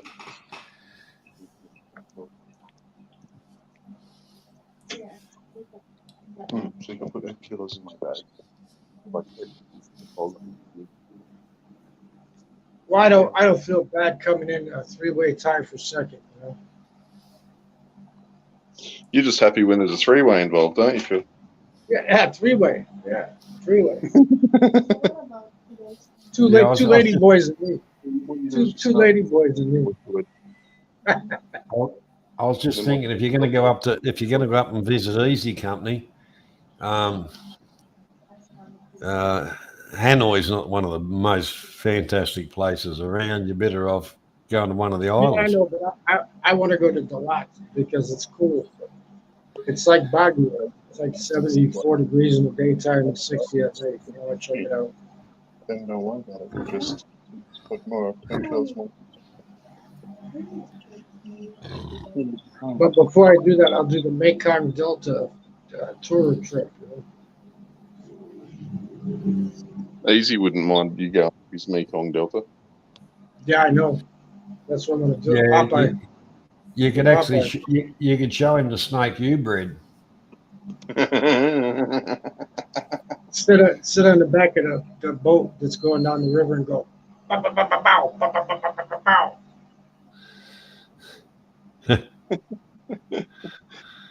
I had him going at the coffee shop today. So he got walked in. I go, give me Tong Po. I want Tong Po. Nuk Su Kao. Nuk Su Kao. And the guys in the white lab coats didn't rock up to throw you in the padded van? No. The other day I was walking around asking everybody that didn't speak English. I go, hey, where can I get a fast tug job? They'd look at me like, what? I go, where can I get a fast tug job? They could speak English, they were just being polite. Yeah, but I'm in the hood. I'm not downtown Bangkok. I'm in Chatuchak. Everybody goes, how did Janik know? How did Janik know to go to Chatuchak? Man? I was right near there. Yeah, that's where I stayed. I stayed not far from there. This apartment building right across the street here. Mm. This one right here. That's where all the women that work downtown. That's where they come to about 4 o'clock in the morning.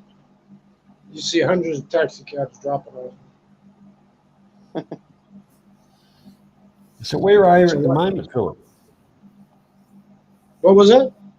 Where are you at the moment? Chatuchak, Thailand. Oh, yeah, yeah. Sitting on my friggin' balcony looking at people walking up and down the street.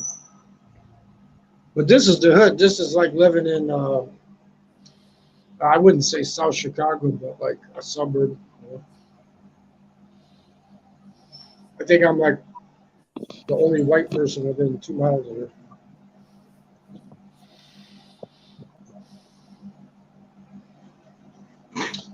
Yeah, the market is an experience. I'll say that. Yeah, they got a weekend market down the street. Yeah, on the weekends you got people that go through here to get to that market. Mm. Best place I went to though was the Siam One Mall. That's a nice mall. Oh, yeah, that's all right. Yeah. Century 21. That's all themed. All the floors are themed. That's interesting. Yep. I went down by Galleries Atlanta and Sukhumvit there a couple of times. It's like them guys down there, they act like they're kids in the schoolyard. Man. That's why I stay away from them. Oh, you should get out there and cut sick with them. Why not? Yeah, they act like little kids in a playground, though, man. And you're too good That's for my them. lady boy. No, it's not. That's my lady boy. They told me it was only 1,000 baht for some head jobs, man. Yeah, because it's a lady boy. That's why you need to go down there and inform them all that they're your lady boys. Former union, Philip. Former union. I've been going to the good place. I've been going to the Aya massage, 2,000 baht for the soapy, man. with a real woman. Right. Last night I went down to get some chips out of the vending machine. It was about 4. And that was the first 10 that I've seen since I've been here. He was sitting on the bench down there, probably waiting for a Tinder date.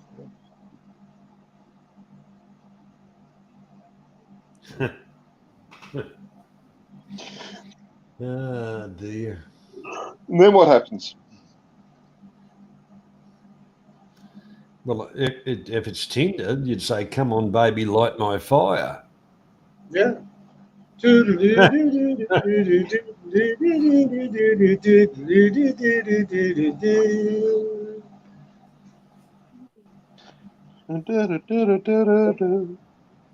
What's good where I'm at, right down the street here, there's a 24-hour laundromat.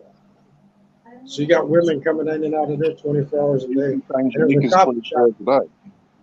There's a coffee shop right next to it, but it closes early. It closes at like 8 o'clock. I got a question for you, Philip. Yeah. Oh, shit. Where is the only place that you can never leave, but you can check in? Hotel California. Good man. Good man. That wasn't a hard one, Robert. You'd be shocked how many people can't get that. That's because they're uncultured swine.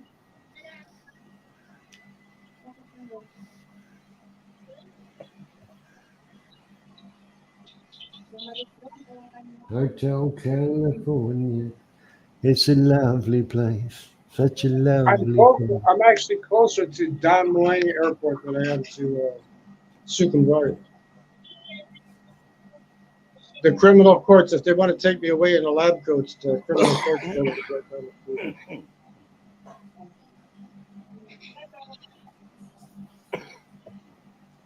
I keep dreading to I got to get my Vietnam visa printed. I have to have a color printer. I keep dreading doing that. Mm-hmm. I only got like, 5 more days? 6 more days? Let me see. 6 more days. 6 more days. I don't know. Do they have a print shop at the airport where I can just print them out there? I don't They got to know. be able. They got to be able to take the PDF files off of my phone. I have to like email them to them, and then they print them. I want 2 copies of them. My insurance, all that stuff. You know what I paid for insurance? You pick my things from my cell phone, telephone. Yeah, yeah. Over 60, and guess what I paid for 180 days of travel insurance? $6. Nope, 45. I was only out by some money. Well, I mean, for 180 days, you can't beat that, man. Over 60 and get 50,000 emergency medical and evac and all that shit. G'day, Jeff. Welcome. I had the cheapest flight from the United States to Southeast Asia that anybody will ever get. Directly from Chicago O'Hare, 1 stop in Haneda, and That's what you call on Bamboo Airways. $408. Try to find one of those.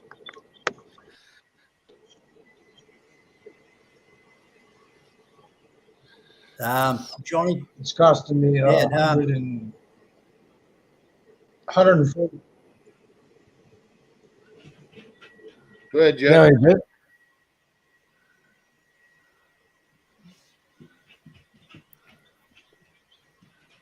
You're right, Jeff. Talk. Yeah, just wanting to say, look, apologise for such a lack of communication recently. Health issues have been a problem in a big way.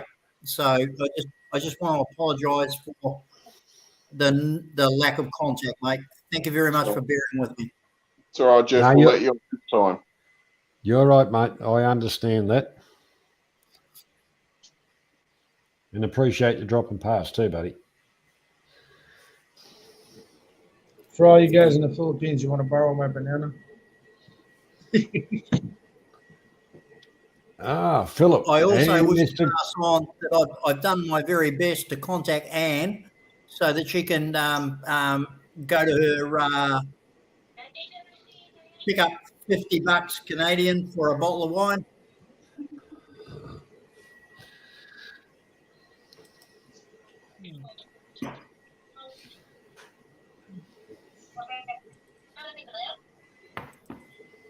Bam.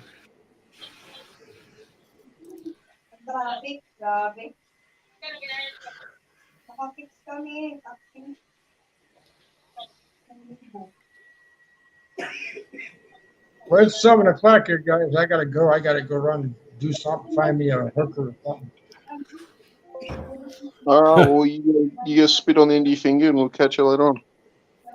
Yeah, I can spit on my middle finger and stick it up my ass, man. That's it, Philip. Whatever turns you on, Philip. That's the spirit, mate. Don't let anyone hold you down. You guys have a good night. I gotta go spend some baht. Not butt, but some baht. All right, Philip. See you, mate. All right. Catch you, buddy. Adios. And in Vietnamese, you say, Hanyap Lai. Ciao. Hanyap Lai. Ciao. Badao. Buona notte.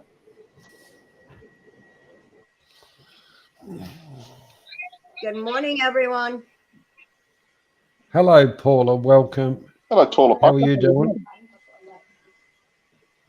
How was my favorite astrometer this morning? Oh, the sun was very easterly this morning. Ours is not up yet. When I drove home, it snowed. Yeah. Not a happy camper. But should Robert have- was proud of me. I did it without 4-wheel drive. It must be me, but the audio is all over the place. It's definitely you. Must be you. Yeah, definitely you. Have you got your YouTube on in the background? No. Ah. Mm. You've got something going because I can hear it. Let's try that. That's better. How do you know it's better? We hadn't said nothing. Well, listen, guys, g'day from down under. we're having some pretty unusual weather patterns and a lot of disasters in our country at the moment. We're not asking for sympathy because Aussies don't do that. We just get on with it and we battle it. We take care of it. But if you're having some shit in your part of the world, have a look at what's happening in Victoria, Queensland, and New South Wales at the moment, and you will see that we are having just as much shit as you are, if not more. But what I love about Australia, we fix it. We don't whinge about it and whine about it, which is why, ladies and gentlemen, I have a YouTube channel that is trying to promote and bring down the criminal and disgusting activities. And I'm sorry to say, and ladies and gentlemen, don't get me wrong, I am not bashing US citizens here. I'm not bashing all Americans. I'm bashing one who is a total fucking loser that's left the United States under a cloud of debt, under court orders to pay his debts, and he's run out on them. He has now fixed himself in the Philippines, where I have property, and I have been married to my Filipino wife for 34 years, and I object to this motherfucking piece of low shit bringing his hick southern bullshit mentality, his redneck mentality, where he treats the locals like shit, where he completely, utterly and totally ignores the laws of the Philippines because he knows they're slow and getting around to it. He's an absolute mongrel dog. Now, I know that the majority of Americans are not mongrel dogs, but this guy is. So anybody who wants to attack me for having a go at this prick, well, you do that. But then put yourself in the same camp as this piece of shit. Steve, you know what I'm talking about. Thank you very much. I've said my piece. Alrighty then. Seriously. I would take the piss out of this guy if he was a New Zealander, the same as me. If he was an Australian, the same as where I've spent the last 42 years of my life, or whether he was British or Canadian or anybody else. He's a piece of shit. The fact that he comes from America is not me bashing America. It's just the fact that he comes from America. Sorry, Americans, he's one of yours. You have to take responsibility for him. Do so. Looks like you got a job to do, Robert. Yeah. I'll be the Ziggy, first. I was going to say about the floods and You've that got in to New call a South spade a Wales. spade, Ziggy. You've got to call a spade a spade. Is that right? Well, It doesn't matter where they come from. Well, A that's right. spade is a spade. What I was going to say is you've also got to people in Victoria and New South Wales, etc., can rest easy knowing that West Australia will pick up the repair bill for their floods. Yeah, I've been a victim of flooding in February this year. The bottom half of my house got flooded out, $29,000 worth of damage. That has not been paid out on because the water came down the street in what they call an inundation. Because we didn't actually go underwater from a dam breaking its levee or a stream breaking its banks, because the water came down because the storm was so heavy, they're denying us our insurance claim. Now, I have a medical problem. I've got 19% lung capacity. I'm okay when I'm sitting down. But once I start to move around, I can't. I've just got no capacity for any kind of physical movement, Yeah, it's a and bit it's going rough. to kill me. And the mold that's created from that in our house is killing me. Last month, I started coughing up black phlegm. My respiratory specialist at the Lismore Base Hospital told me that once you start coughing up black phlegm, tidy up your affairs, get your fucking life in order because you're dead. So that's what I've got on my plate at the moment. Bloody hell. So, yeah. Now, mate, there's no exaggeration there. I'm not asking for sympathy. I'm not pleading for fucking, pats on the back. Life is life. That's what happens. I'm 64 years of age. I've had a fucking good innings, and I've got no regrets out of anything. But I'm really pissed off that the fucking powers that be turn around and tell me that what happened to my home and these floods that have caused the mold that is now attached itself to my lungs that's killing me is not my problem. Oh, no, don't worry about it. Fucking, as long as you pay your insurance every month and give them your premiums, hey, you're flavour of the month. Oh, Joe, like, they come on TV and they put out all these fancy ads. Sign up with us. We'll look after you. We're your best friends. Yeah, right.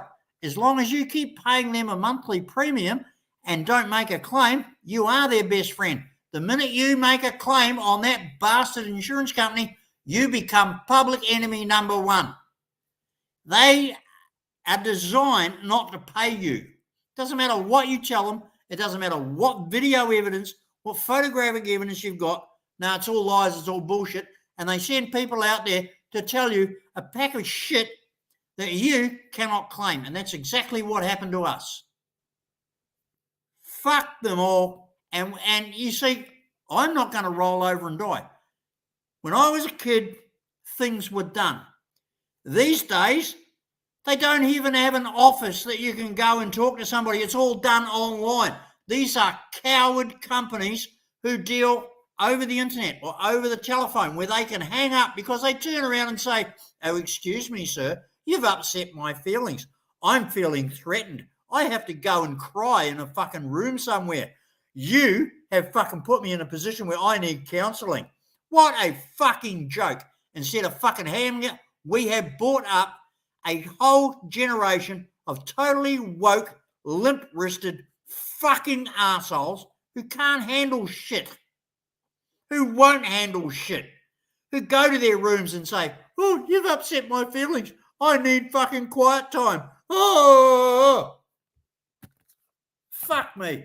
I am glad that I'm 64 years of age and my life is nearly over because I can't stand this fucking snowflake bullshit fucking world that we've created for themselves. My grandchildren are going to grow up treading on marshmallows because if you fall over, and they're going to be ruled by fucking transgender poofter motherfuckers because you can't say anything about them because they're good people. Get the fuck out of here. Am I making myself clear, people?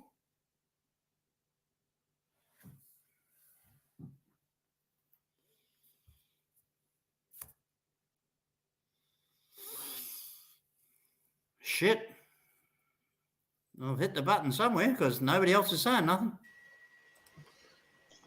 I'm just listening to what you're saying, Jeff.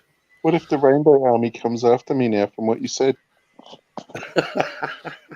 Listen, we have just had a major security breach from Medicare, from Optus, And he froze. from all these different people. Now, not one politician has come out and said, when you go into your local club or hotel and they demand to see your driver's license, and they take your driver's license and they scan it into their database without asking you permission. That is illegal under the laws of Australia, not your state. Under the laws of Australia, it's illegal for them to do that without specifically asking for your permission, but they all do it. And do you know why, ladies and gentlemen? I'll tell you why. Because on Monday, after they've had 10,000 people go through their club, because it's Anzac weekend or Queen's birthday weekend or whatever, they've got 10,000 names and addresses and scanned photo IDs, and they sell it to these telemarketing companies. They sell your fucking ID. Now, did you get paid for that? You just went down to the local club for a beer with your mates. You didn't say to anybody, do you want to buy my ID to on sell? But that's what they do. And then you get harassed in your email, in your online accounts and all the rest of it, and it's bullshit. So if it's not a problem, then why is the government of Australia introducing laws to stop this happening and suing these companies for your data breaches for up to $50 million? Yeah. Because you're looking like a shitball. I'm sorry, there's something wrong with your audio here. Johnny, I don't know what's going on, but there's something wrong with your audio. We're just not interrupting you, mate. We can hear you. Oh, okay. Well, you know, this is fucking annoying the shit out of me. I went into my local club. They demanded to see my driver's license. I said, here it is. Have a look. They said, no, we're going to scan it into our device. I said, have you been trained by the Privacy Commission of New South Wales to scan my details? He just looked at me with a dumb look on his face. I said, well, then you've got no legal right to do that. And what it means is you have to ask me permission. Under the laws of New South Wales and Australia, you firstly have to ask me permission before you scan that license. And he just looks at me. Oh, duh, really? So he turns around and he says, oh, if you don't give me your license to scan, I'm calling the police and I'll have you trespassed. I said, go fucking right ahead, dickhead, because you're talking shit. You're a 20-year-old kid who doesn't know the laws of the country. You've been told by these idiots in this club a pack of fucking bullshit so they can sell details to make money for themselves using you. You're the one that's going to be sued, not them, because they'll turn around and they'll say, well, they trained you the other way. So what happens? Along comes a manager when I said, hey, this dickhead is telling me that he has to scan my license into a database and I've refused. And the manager goes, oh, no, that's incorrect. And I said, well, tell him that. Why is he not saying that? Why haven't you trained him? Because, like I say, they sell your details without your permission. Now, somebody gets a copy of your driver's license, mate, you're fucked. They can take out bank loans, home loans, fucking credit loans in your name. And when they do and walk away with the cash, you're fucked. Because what happens? The credit company, the fucking, the police, the fucking, those debt collectors, they come to you and they go, well, I'm sorry, sir, we've got your details. You took this loan out and here's a copy of your driver's license with your signature on it. Prove it. G'day everybody, how's it all going? How are you, Jeff? Yeah, good mate, but like what the hell was that, Steve? The blue news runs out. Sorry? I've been a victim of identity theft in 2009. It took me 6 years to clear my name. It's a nightmare. And these fucking idiot security guards that illegally scan your license when you walk into a club because it's identity theft. They just they say, have you got a driver's license? And you, like a dumbass, hand it over because you don't know. Because you're an idiot, 20-year-old or whatever, going into one of these clubs. He takes your license, they scan it on this tablet into their database without giving you the opportunity to agree to that request. It's illegal. It's identity theft. No one says a fucking word because the money fucking rules everything. Your rights. Now, if no one gives a fuck, if there's no problem, if it's not in anybody's interest, why are they making such a stink about the Optus and Medicare fucking hacks? Because who cares if they've got the information? Who cares? What's the big stink about? What's the problem? Fuck's sake, people, wake up. Somewhere else. But this is Australia where everybody sits back, oh, she'll be right, mate. Don't worry about it. Oh, the cricket's on. Oh, fuck me dead. You know, I've got to go and mow the lawns. Don't worry about it. Someone else will take care of it. And that's what happens in Australia. And that's why Australians get scammed, because we sit back and, the fucking sausages are ready on the barbecue. Don't fucking worry about anything else. Got to pick the kids up from fucking sport. Oh, fuck, don't worry about the fact that we're getting scammed. Don't worry about the fucking fact that we're being ripped off and screwed over. Oh, no, the cricket's on. Oh, no, sorry. Oh, it's a rugby league grand final. Oh, fucking hell, someone else will fix it. And this is Take a breath, Jeff. Take a breath. Take a breath.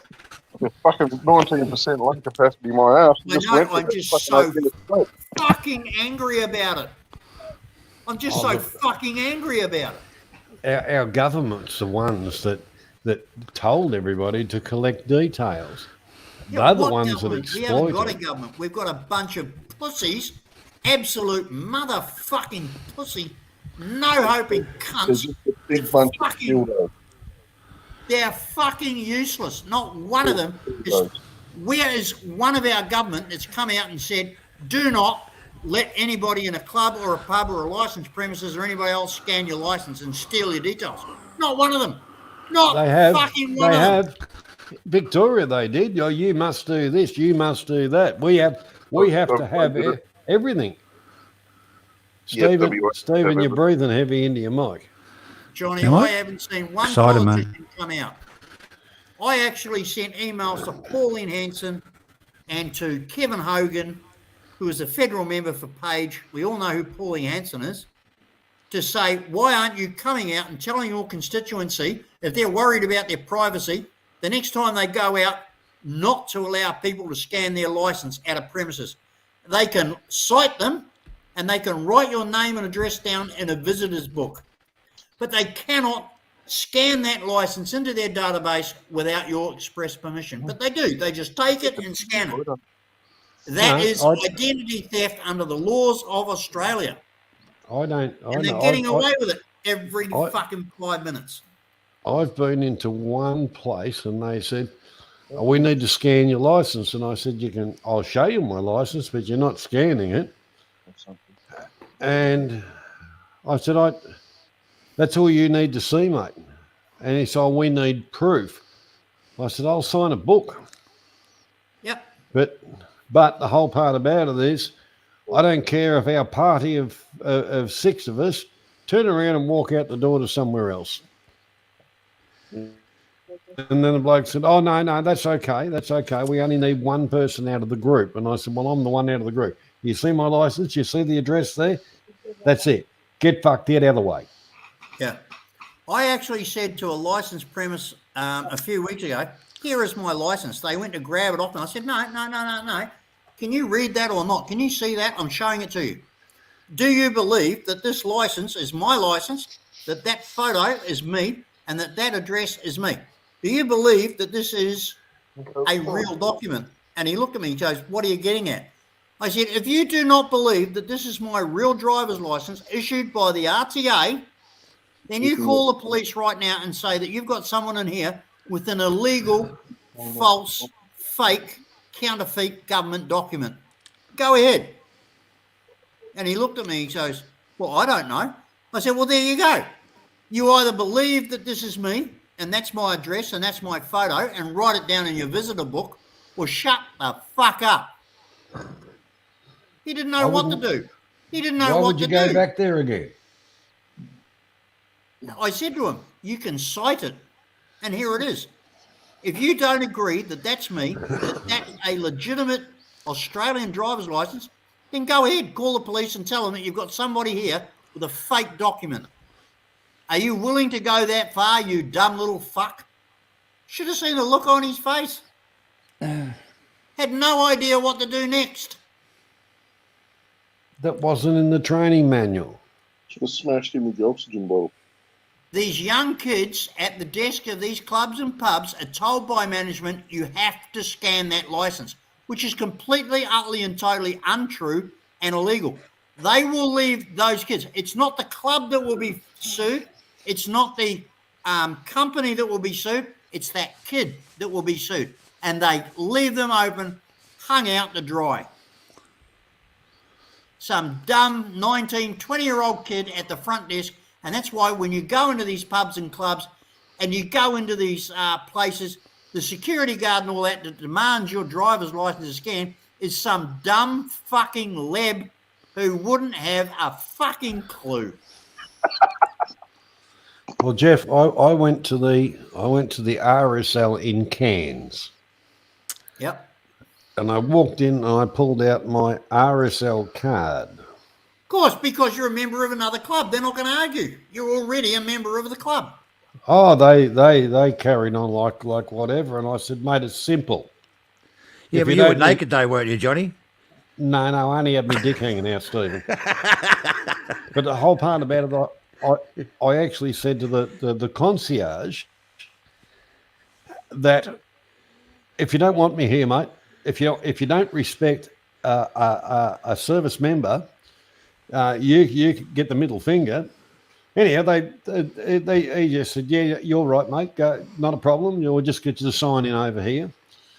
I went into their lounge or their kitchen area and had a look around and all the rest of it. Now, here we are, cans, beach, water, fishing fleet, everything like that. And I'm hanging out for some seafood, and they had fried up bloody crap that represented seafood, not an array of good fresh seafood. It was disgusting. Seafood? Pardon? Did you just say it represented seafood? Seafood. Oh, I thought you said feces. No, it may as well have been. I thought he said shit, that too, mate. Zeg. Feces. You started to eat feces again. I told you about that. You know, the whole thing about it is Didn't work out good for you over a few my expectations of some good fresh seafood to eat, and that what they were presenting was the deep fried, pre-battered, everything bloody fisherman's basket. And I thought, fresh from get China. stuff. Yeah. I bought a packet of fucking salt and pepper squid the other day, John, and I looked at the packet. It's got fucking made in China. Oh, Jesus. I went into a takeaway the other night and I said, "Can I have fish and chips, please?" They said, "Yes, $12." And they took this piece of dried up fish and some dried up chips out of the window. And I said, "No, excuse me, for $12, I want mine cooked fresh." They said, "Oh, well, that's what we sell." I said, "Get fucked. I'm not for $12. Are you kidding me?" Like, I'm not going to dinner with you, eh? Our food will get fucking spit in. Jeff, I'm an angry cunt, mate. Ziggy, I'm an angry cunt. I expect what I expect, and I expect to get what I pay for. Sorry, mate, if that offends you. If you want good fish and chips, you go to a fish and chip shop. All the rest of this stuff is just Bain-Marie fucking heated up crap. Yeah. That's the best, Johnny. It's got all this. It's got all the oily flavours with the salt. Yeah. It's got to be at least 3 weeks old, the oil. That's right in there deep like. And people comes out black. People wonder why I go to fucking Melbourne. I make myself a cut lunch. Yeah. Look, anybody can fish and chips in this town, Johnny, are fucking horrible. Seriously. No, you can call me a son of a bitch for paying $12 for fish and chips and whinging about it, but $12 for one piece of fish that was about this long and some chips that were dribbled up and shriveled up and dried out and fucking tasted like a cardboard box. No, I'm sorry. I said to the guy, for that kind of money, cook them fresh. I don't want the shit that's been lying in the window for hours and dried out and tastes like a cardboard box. Well, they looked at me like I was some sort of a bastard. I said, no, I want $12 worth of fish and chips, not some fucking dried up shit out of the window. You're lucky you got fish in the middle of it. They usually have an inch of fucking batter around them. This is what I'm saying, Steve, is everything that I grew up with, every fucking decent tradition, every honesty that I grew up with is gone. We used to be able to trust a policeman. We used to be able to trust a fucking clergyman. Now they fucking lock them up because they're pedophile cunts. We used to be able to trust a lawyer. No, just find me a lawyer that you can fucking trust. We used to be able to trust a politician. For fuck's sake, our prisons are full of the cunts. Everything that I grew up with that I was told was righteous is fucking bullshit. Correct. And I'm sick of fucking having to bow down to these cunts who turn around and tell me, oh, fucking beware this, wear that, and the other. No, you're a pack of fucking motherfucking pedophile, fucking corrupt, scumbag motherfuckers. Oh. Ooh. Yeah, with a cherry on We top. still have to bow down to them. No, get fucked. Jeff, Anna is in the chat if you need to talk to Anna. Anna, thank you, my God, my dear. Listen, I have been a total bastard. I need you to resend me your address, Anna. Okay? I need you to resend me. And yeah, I got your present in the mail. Now, Australia Post will not allow under any circumstances for me to send you a bottle of Australian wine. It's an illegal import into Canada. I know that you say you know nothing about Western Union. Trust me, Anna, where you are, there is a Western Union office. I want to send you $50 Canadian. Once you send me your full address again, I can look that up and I can tell you where the Western Union office closest to your address is. You will be able to go and pick up that $50 and you will be able to go to your local liquor store and buy a bottle of Australian red wine to the value of $50. So, Anna, please send me your Canadian address so that I can Western Union you those funds to repay you for that beautiful gift that you sent myself and my wife. Now, ladies and gentlemen, Anna is an amazing lady. She is exceptionally talented with her jewellery that she makes. I'm not sure if Anna is an Indigenous Canadian person, but her jewellery is spectacular. She generously, without asking any kind of recompense or any funding, sent that to myself and my wife, and we received that, and it is beautiful. It is absolutely beautiful. And unfortunately, since then, I have had complication after complication in reciprocating Anna's gift, and I apologise to you for that, Anne.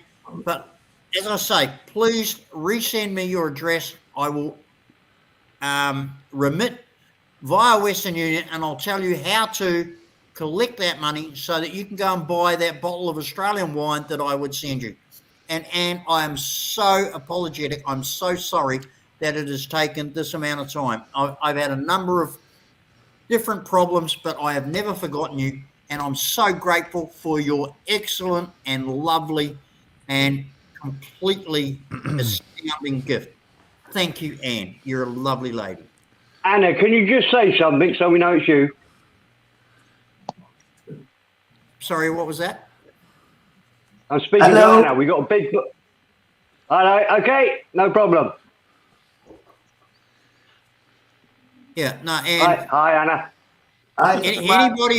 Anybody who hooks up with Anne to buy her jewellery, you could do a lot friggin' worse. I mean, this lady has got some amazing stuff. And when my wife saw what she sent her, and when I opened the box that she sent me, I'm very grateful. It is native Canadian. I don't know if you say the word Inuit or Indian. It's native, Indigenous Indian Canadian jewellery. You won't be sorry by contacting Anne to get some sent to yourself. That's all I can say. It's beautiful stuff. Beautiful stuff. And thank you, Anne. You're a lovely lady. And she sent us without any, there was no agreement to pay or anything like that. She just sent it out of her own goodness of her heart. And like I say, I agreed to send her a bottle of Australian red wine. But then when I went to the post office to do that, they told me it was an illegal import into Canada. They won't accept it. You can't do that. You have to be a registered company with an import license. And of course, I'm not. I'm just an ordinary bloke. And then what happened, I'd shown Anne, and this was on Johnny's program. Johnny, you'll remember this, where I showed her that fractal burnt wine box. And I was going to send the bottle of wine in that to Anne. Well, the post office told me that A, the wine was an illegal import into Canada, and B, so was the box because it might have wood mites or wood problems. And so they wouldn't accept that either. So, you know, like, my God. So, Anne, please re-email me with your address and I will make sure that you get those funds so that you can go to a quality liquor store in your hometown and get a really good quality bottle of Australian red wine, which is what I promised you in the first place. Okay, you're going to have to go down to your shop and buy it. It's not going to be something I send to you, but the thought is there, Anne, and I so gratefully appreciate the effort that you went to me and you gave me to send myself and my wife that beautiful story that you sent us. Thank you, Anne, from the bottom of my heart. Jeff, if you look in the private chat, can you hear me, sir? Look in the private chat. Yep, got it. Okay, then, mate. Okay. Oh, great. Okay, I'm going to write that down. Thank you very much for that. I appreciate you telling me that, Steve. Good on you. Why don't you just, Jeff, just as a suggestion, why don't you go to a Canadian bottle shop on the internet and order it for her and send it to her with your card? Well, if you can show me how to do that, I mean, you know, like when it comes to internet stuff, mate, I'm a total dummy. Technically, I'm a total dummy, but I'm more than happy to do that. I was blown away when we received this package from Canada. Western Union is very expensive. Why don't you use WISE, WISE? It's very cheap to send money, and it's instant. Yeah, well, I've got a better. I've got an even better idea. I would imagine in Canada they've got exactly the same as they have in the UK. I sent a bottle of champagne and chocolates to my granddaughter, and you just do it on your card. Interflora, it was Interflora, so you can send flowers, but you can also send chocolates, biscuits, treats, whatever. Yeah.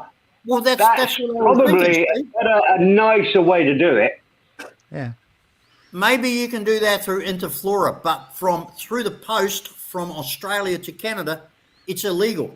Well, it's not coming out of the country, Jeff. It's actually in their country. You're only paying for it. Well, that's what I'm saying. Like if you send something to Thailand, if I send something to Thailand, they'll go to a liquor supplier in Thailand and actually send it from Thailand. So it's not going through customs, but you pay for it.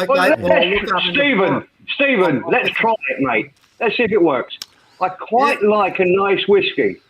All right, mate. I'll order it now. I'll give you my address. Oh, look, there's not many second-hand ones there. I can't find one. Let me hide them round. One way or the other, I am going to repay Anne for her amazing kindness. One way or the other. I am not going to let her down, because if I do, then I'm a prick. And secondly, then I've let Johnny down, because I met Anne through Johnny, and I'm not going to let Johnny down. And I'm not going to let Anne down, because I don't shit on women. I just don't do it. What's he doing? I know. He likes it though. Oh yeah. He's tickling his own feet. He's alone.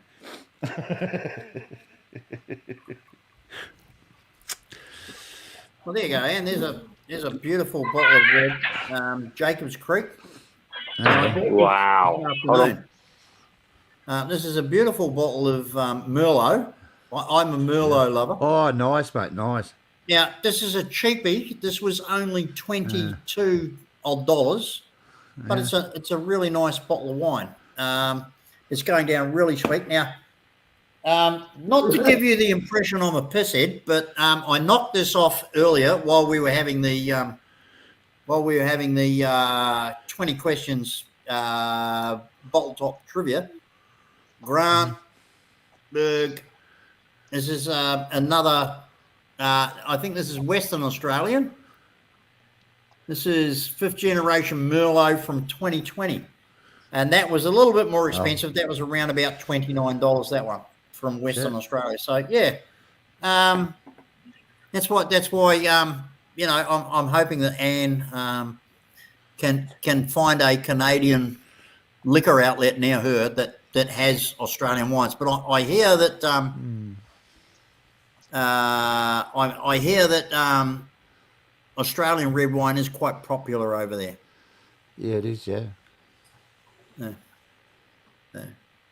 Anyway, sorry to hijack the conversation, ladies and gentlemen. It's just I really wanted to say thank you to Anne and thank you to Johnny for giving me the platform to meet her and for having the magnificent gift that she sent myself and my wife.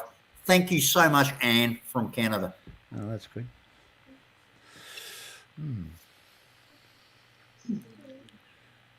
What are you rubbing now, Zig? Trying to derail the conversation. Jesus Christ, mate, you must piss with two hands.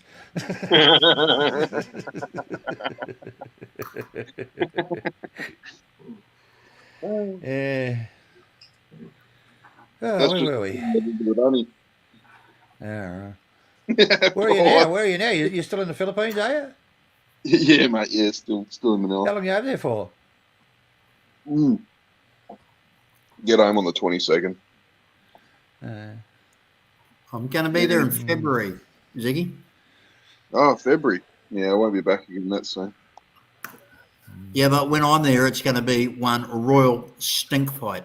I'm going to be presenting myself to different government departments and making an absolute fucking pest of myself. Well, what you do is you get around with a push bike helmet on with a couple of GoPros strapped to the top. Yeah. Trust me, mate. Trust me. I'm no stranger to the Philippines myself. I'm no stranger to Philippines jurisdictions and authorities. I took one of Duterte's appointees to the Ombudsman of the Visayas for corruption. I'm not scared of these bastards. You know, like I'm a very outspoken person in the Philippines, and they tread very carefully around me. And the last time in 2016, before going there, I notified the New Zealand Embassy, the Australian Embassy, and the Department of Foreign Affairs in Manila of my upcoming visit to the country, and told them that if there was in any way, shape or form any kind of adverse reaction to my entry to the Philippines, because a local mayor on Mactan Island, where the airport in Cebu is, had told me that they were going to hold me for questioning at Mactan Airport. Totally illegal, against all international laws and requirements. If I land at Mactan Airport, I have to go through customs and immigration. I do not have to be held in detention to answer a private law case against a public official. And this person told me in no uncertain terms, this cheap little fucking cow of a mayor from a third-class municipality on the arse end of Mactan Island told me that she was going to hold me for questioning at Mactan Island once I arrived at Cebu Airport. And so I got straight a hold of every fucking person in the Philippines that you can poke a stick at and told them about this. When I arrived at Mactan, I was met by PMP who was escorted. I didn't even show my passport. They didn't even look at my bags. I was escorted from fucking Manila to Cebu on the airplane by PMP. And when I got off the plane, everybody got out their way. I didn't show my passport or nothing. Next time I go there, fuck those arseholes. Now, the idiot that put this up, the father, and I'll name them right here and now on this forum, I'll name them right here and now. This is public record. On August 19, 2016, I took the then ex-mayor of Cordova, Cebu, a third world municipality. He had just been fired from his job because he had been appointed as the secretary for the PLLO, the People's Legislation Liaison Office. In other words, he had just been appointed by Duterte, who had just won the election in 2016, as the Minister for Justice of the Philippines. And I took him to the Ombudsman of the Visayas for corruption. On August 19, Friday, August 19, 2016, the first time he's ever attended a corruption hearing. The first time in 50 years. He had it junked. We had a cartload of documents. We had a cartload of witnesses. We had a cartload of evidence. He had it junked because he was pals with Duterte. This is the truth. This is public record. I'm not lying to you. I'm not making up a story. This is public record. This is how disgusting the fucking corruption and bullshit in the Philippines is. His daughter, who appeared at that same hearing and listened as her own father cross-examined the guilty parties for their corruption, who admitted their corruption and were let go free because there is this disgusting, filthy law in the Philippines that says if you're a bullshit artist, fucking corrupt person in the Philippines and you don't get caught for 20 years, you go free. Well, this was 2016, ladies and gentlemen, and what happened is the crimes were committed in 1993. So it was over the 20 years. So Duterte's appointee, Adelino Sitoy, turned around and said, these proceedings are now finished because that person wasn't found out in their guilt for 20 years. It's 23 years. So according to our law, they're innocent. That person stole 14 million pesos worth of land from my family. That's about $3.5 million US dollars. You wonder why I've got the shits. Now, the mayor... Asked him for a loan instead. The mayor Jeff, you remember the Philippines, you could have spent 20,000 pesos and had him ended, and you would have got some satisfaction out of that. And then you just go back and take over the land because you actually have the title. You can't. Because after this was all over, the current mayor, the daughter of Sito's, the daughter of Duterte's appointee, who he had instilled as the mayor to look after everything while he was in Manila, she turned around and says, "Oh, what a shame you'll never get anything back." I said, "What are you talking about?" She just admitted her guilt. She never fired her. This bitch never fired her. Now, in the last federal election in the Philippines, where everything came to count, she got kicked out. She's now turning around telling everybody that she had no idea of the corruption at Cordova Municipal Hall. But yet in 2016, she was in the Ombudsman's office of the Visayas listening to this person's corruption of how they corruptly created documents to illegally sell people's lands out from under them. She's now saying she never heard of, she had no idea of any kind of corruption in that municipality while she was the mayor. Well, she was in that fucking hearing while her own father cross-examined this person who admitted under oath that she was guilty of falsifying land records to illegally sell citizens' land for her own profit. She's now saying she had no fucking recognition whatsoever of any kind of corruption in that municipality. The blatant fucking bullshit of the corruption of the Philippines is beyond bullshit. Now, on fucking camera right here, right now, which I've done many, many times before, because here's the thing, ladies and gentlemen, when you tell the truth, you cannot be censured. You cannot be taken to task. You cannot be criticised. I'm telling you the truth. I'm doing this. This is me. I am Jeffrey David B, New South Wales, Australia. What I've said on this program tonight is the truth, the whole truth, and nothing but the truth.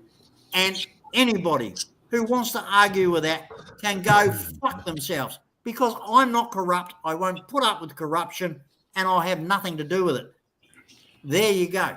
And anybody who wants to doubt my word or fucking report me, go ahead.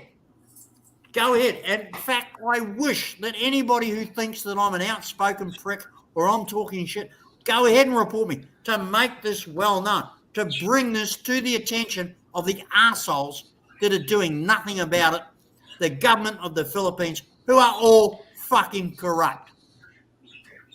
So go ahead, scream about what I'm saying. Make it known. Tell everybody about GD Mead on this forum tonight, talking corruption in the Philippines. Please, I'm begging you, let people know. Go ahead, do it. All right, Jeff, take a breath. Take a breath for a minute. Take a breath. The whole thing about it, mate, is we know there is corruption. Philippines is rampant. It always has been. Zeeg put up a little thing on our chat group today, and my answer to him was nothing's changed in 20 years. And the whole part about it is it's a third world country, and they screw each other over. And as soon as you've seen it with a foreigner, as far as the locals or anything like that, prices go up. It's bargain hunt. Well, Johnny, I apologise to you. I did not mean to come in here and use your program as a political forum, but, mate, I got carried away, and you know what I'm like. And I apologise to you, Johnny, but thank you for not blocking me out. No, that's okay. People have to know about this shit. This channel is about, a bit of freedom of speech and telling people about other places, other experiences and stuff like that. Well, Johnny, my wife, Filipino word for that is asawa. We have invested tens and thousands of dollars in the Philippines that we're now no longer able to use. I can no longer go there. Well, the other thing is, if squatters move in after a certain amount of time in the Philippine law, you can't evict them. You've got to find them somewhere else. So, and all this, but there's that many bullshit laws there where land ownership doesn't mean anything. It's the same as here. After land, you can file for adverse possession after a certain amount of years. It's Yeah. Well, in February next year, when I arrive back in Manila, it's either going to be an international incident or a lot of people are going to be backing down. I swear to God. Well, I wish you luck with it. And I'm not a fan of corruption, but like I say, I've travelled around and it's rampant. Even in this country, but in the Philippines, Thailand to a certain extent, and other Southeast Asian countries, it doesn't cost a lot of money, but it's just as corrupt in this country. But the money, the sums of money are a hell of a lot larger. Simple as that. Well, listen, mate, I apologise. I've monopolised your forum for a while. There's plenty of other people there, so. Listen, I'll sign out. Thank you very much. Look, Johnny, I really apologise for not being in contact for the amount I've had. No, you're all right. You're all right. Things that you got no idea, mate. Everything's going on. You got no idea. And I just wanted to, I wanted to come in tonight and let Anne know that, I haven't forgotten her. I really appreciate what she's done. She's a great lady, and anybody that wishes to see and talk with Anne. I think there she is, Big Bird Anna, and get some examples of her amazing jewellery from Canada. Please do so, ladies and gentlemen. She's really a very generous and amazing lady, and let me repay that. I'm so sorry it's taken me so long to get organised, but I will do that. Once you send me your details, let me repay your kindness. Thank you very much, to your lady. The details are in the private chat if you care to look at that, Jeff. Thanks, Johnny. I'm gonna sign out, Johnny. What's the time now? It's midnight. I've got to take my missus. I got stuff to do tomorrow, so. Thank you very much for listening to me. Johnny, I'm sorry that I've spouted a lot of, but you know what I'm like. I'm a very passionate guy about. Yep, you're right, Jeff. And good to see you, buddy. Yeah, when it comes to the corruption in the Philippines, oh, Jesus Christ, mate, it just drives me nuts. Hey, thanks, everybody. Appreciate it. It was great enjoying the competition tonight. I just wish I'd been there for the first 10 questions. I might have had a chance. Thanks, everybody. It's been great to see us all. Take care, Jeff. See you, mate. Cheers, guys. Bye.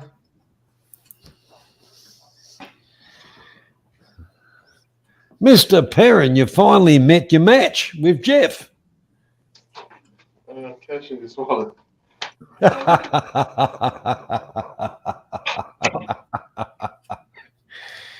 G'day, Anna. How are you doing? I'm doing good. I'm just gonna shut down here and let you guys carry on. You're okay, Anna. You're a lovely lady. That's it's interesting because Steve normally likes to have a little bit of a chat and gets a bit excited, and there's nothing wrong with that. There's nothing wrong with it. I'm not going to accept that judgment, Johnny. Oh, I'm sorry. No, look, I don't speak with the same amount of passion that that Jeff just has. I wouldn't deal with the problem in the same way that he goes at it, but you have to be honest with yourself and deal with it as you would. But that's all right. correct. That's correct. I'm happy that I think it helped him to get it off his chest. Yeah, he's been a little bit crook for the last. I've been ringing him up and trying to to have a chat, and in honesty, I was getting a little bit worried. I thought, because I knew he had a bit of a few health problems, and it was good to see him on tonight, because like the people I class as my friends and that. I like to ring them, not every day of the week and shit like that. I just like to ring them every now and again. So, how you going? And it's vice versa. It's a good feeling that somebody else in the world gives a shit about you. Absolutely. Well, I subbed to his channel months ago when he first came on to probably talking to you, I would guess. And I've seen he's got the problem is, unless you're involved at the start of it, I have no knowledge of what's gone wrong, what's happened, or whatever. So I'm still sub to him, but sorry, Jeff, if you're still listening, I just don't bother listening anymore because I don't know who all the characters are you're talking about. It sounds like it's got so deep in the mire and the shit and everything that it just sounds horrible. Well, I've been in a similar position as not that, but I've been in a legal case that went on for 3 years, and it just became everything I thought about. Get up in the morning and think, oh shit, I've got to speak to the solicitor. And it was horrible. So I can sort of understand where he's coming from a little bit. It just takes over your life. And still yelling, are they? Yeah, my only advice would be to get out of it as quickly as possible. Because Jeff originally started off exposing e-beggars and stuff like that. Right. And some of their antics and stuff like that. Which that's fine. That's fine. But each to their own. I really when I drew the line in the sand, Steve, I said, well, I don't care about what they do is what they do, and the dickheads that go there or what that's their problem. That's good on them. Yeah. Well, it don't bother me at all. I stand on my side of the sand and go, bloody hell, life's good over here. The air's nice and fresh. Can't smell any bullshit. Blood pressure's perfect, Yeah. And I think also the problem is it's such murky water because not all of the e-beggars are anywhere near the same. There are some that I think give really good value for money, and they get dragged into the same thing as the people that just say, give me money. I actually don't even care about the guys that sit there just saying, give me money. What? You're free to give it to them. It's not taxation or anything. Let's put this back. But then there's guys that I think, I won't mention any names, but there's this guy, even Cheap Charlie has been accused of being an e-beggar. I think He he's so far removed from an e-bagger, it's ridiculous. He's just living the capitalist dream. He's self-employed. He's providing people with entertainment. He's a libertarian. He's all for free speech. He doesn't mind a bit of trolling. I think he's absolutely brilliant. He deserves every single penny he gets from it. You know, there is one YouTuber that I followed for a lot of years, and I give him a bit of support here and there. And you're right. He provides me with entertainment, and you know, at one stage there we had a bit of a thing between us. I was doing stuff and he was doing stuff, and you know, it ended up being a bit of a challenge thing.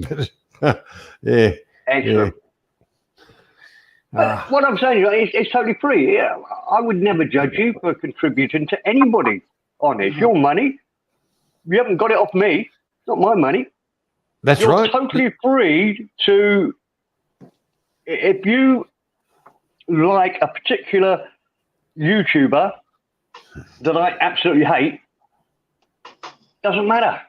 It's your money. You give it to him. That's right. That's what I hate. People judge. I think that's what I hate more than anything. I hate being judged. As long as nobody gives Up any to money, me. that's I'll make my own mind up. Say again? as long as nobody gives any money, that Steve Perrin bastard will all be right. Well, yeah. Your mic's a bit low, Z. I wish I hadn't told you that because you're turning up now and I can hear you. But your mic's a bit low, sir. Shit. He's in the Philippines, mate. Everything's a bit low. Yeah. Yeah. I would love to have seen a photograph of him getting into the tricycle. It would have been like RACV assist. Oh, excuse me a minute, gentlemen. Sorry. Yep. Get your shit together, Perrin.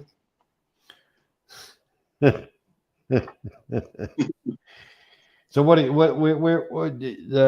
you back in your normal haunt, are you, mate? Almost. I'm in Pasai. Oh, okay.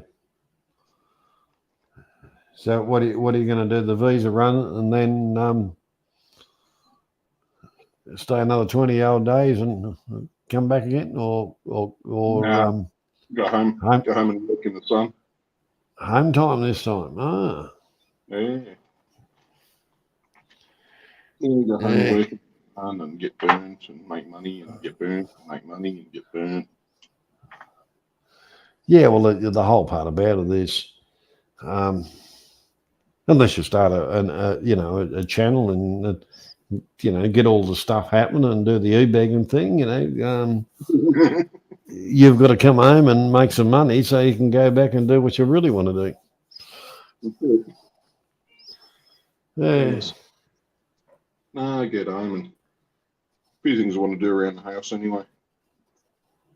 I get the solar on and all that, so.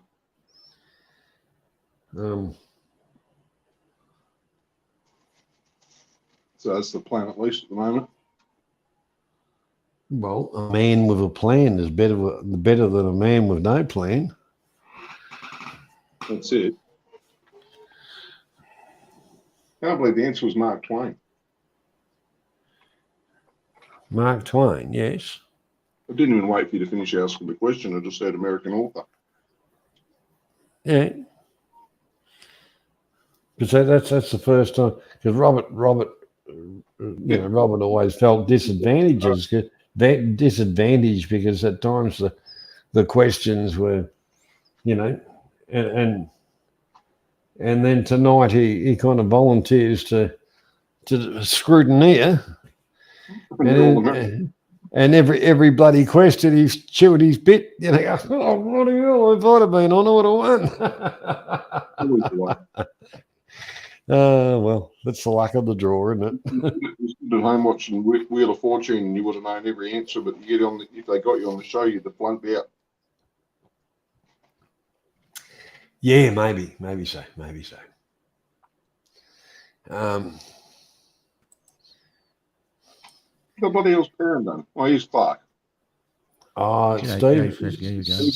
Mr. Perrin would be doing babysitting duties. Hello, Stephen. How are you? Good, mate. There you go. I looked into that request, and I'll give you a phone call tomorrow. Yeah, it's cool.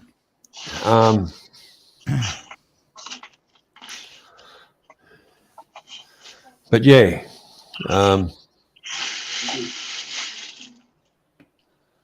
what are you doing, see? Bloody having an ice bath. No, fucking piss farting around plastic wrappers with me Maccas. Oh, plastic, yeah. You're eating indigenous food, are you? What, McDonald's? Oh. Well, you know, when I was in Thailand, Zig, I used to do restaurants and shit every now and then. So I walked into McDonald's and I started off, this is a very ancient Thai restaurant and blah, blah, and blah, blah. And they'll go, you know, and I pulled out the McDonald's wrapper and showed them the signs. This was first opened in 1920. No, it wasn't the first McDonald's. Jesus Christ. I will admit, if it came to a toss-up between McDonald's, Hungry Jack's, which is Burger King, or Jollibee, I'd go for Shakey's Pizzas. Oh no, McDonald's isn't that bad, John. It hasn't got as much shit as it used to have in it. I got a when I was apparently the worst one is Hungry Jack's. Well, the thing is, I went to Melbourne the other week because we did a little meet-up thing, and because Nitza met up with one of her friends and they were doing their shit, and you know all the red. We actually stayed down in Melbourne, and anyhow, the next morning, I was very disappointed with the hotel because I'd stayed there prior, and you know, they said, we're getting back into the swing of things, and I thought, hang on. I stayed there in between the disease we had to have the little halftime break thing, and it was brilliant. You couldn't fault it. But there's a McDonald's on the corner. I walked up to McDonald's, and I'm not joking. The breakfast burger thing. It took about 3 bites and it was gone, and I haven't got a big mouth, and I thought, fuck me, it's not much bigger than a 50-cent coin. Johnny, you said you haven't got beautiful, my was laughed in the background then.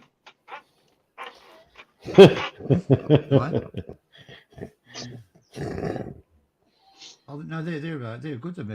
The breakfasts, I like them. Sausage and egg McMuffin. Ooh. Yeah, but the thing is, you know, when you get your hash, open your hamburger up and you put the hash brown in there and the tomato sauce, you know, and the hash brown's hanging out that far, you haven't, you know, and you grab hold of the burger thing and you're having trouble with 4 fingers to hold onto it, so you end up doing it one-handed. You know, that's how small the bastards are. The hash brown looks like it's, you know, it's 3 times bigger than the hamburger or the burger thing. Disgusting. I usually indulge once a month. What were you saying, Zeke? Sorry? You should just order a heap of hash browns in. I don't like to eat a lot of fried food. But the thing about it is I don't do that shit often. If I want an egg and bacon roll or something like that, I just do it at home. I think McDonald's is a less of all the evils, though, John. You reckon? I always thought Hungry Jack's or Burger King was better. But the whole part about it, it's all franchised. and it's got to the stage where how scabby can they go? You know, running on the name before. The same as Kentucky Fried Chicken, the whole lot of them. Oh, that fucking shit. That's delicious, John. But the problem is, it comes through your skin the next day and you smell like a fucking roasted chicken. You ever smell your skin after eating that shit? Yeah, but hang on. You know what KFC stands for, don't you? Can't fucking cook. I'd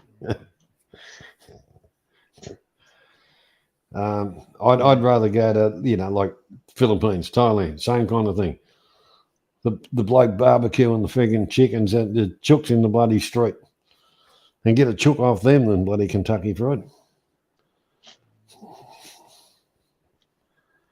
That's not bad. I'd probably have that once every 6 months. I don't eat a lot of takeaway. I have once a week from the local fish and chip shop. I'll have a hamburger and a couple of crab sticks and a few steamed dim sims with a bit of soy sauce on them. You know, can't beat that. I get the steamed dim sims from. Go on, Zeke. When I was a teenager, my mate worked at the bakery, and they had a big set of deep fryers in there for doing that Rosie's chicken. Yeah. Well, he'd chuck about half a dozen crab sticks in there for himself before knockoff early in the morning. Yeah. One day, beside the oval, little sports oval, that had the footy game earlier, and everyone was still partying on. And he drove in with his crab sticks munching on them. And if anyone remembers the old XD and XC Falcon steering wheels, they're basically just lino floor. Yeah. Well, he couldn't get hold of the steering wheel and plowed straight into the cop car.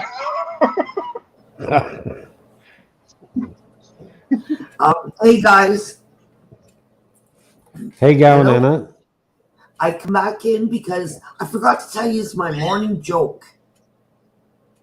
Please do. Please do. All right.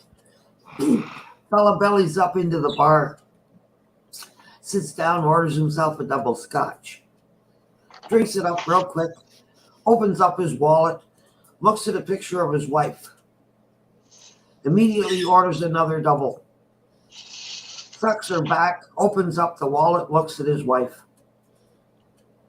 A couple minutes later, he orders another one. And each time he opens up the wallet and looks at the picture of the wife. Finally, the bartender gets a little curious. So he leans into the fellow when he orders the next one and says, "How come you keep looking in your wallet every time you drink back a shot?" He says, "Well, I tell you, Sonny, when my wife starts looking good, I'm going home." That's a good one, Anna. That's a good one. Yeah. That's a good one. All right, that's my joke for today. Peace out. Pass it on. All right, Anna. Thank you. It's a corker. Yeah.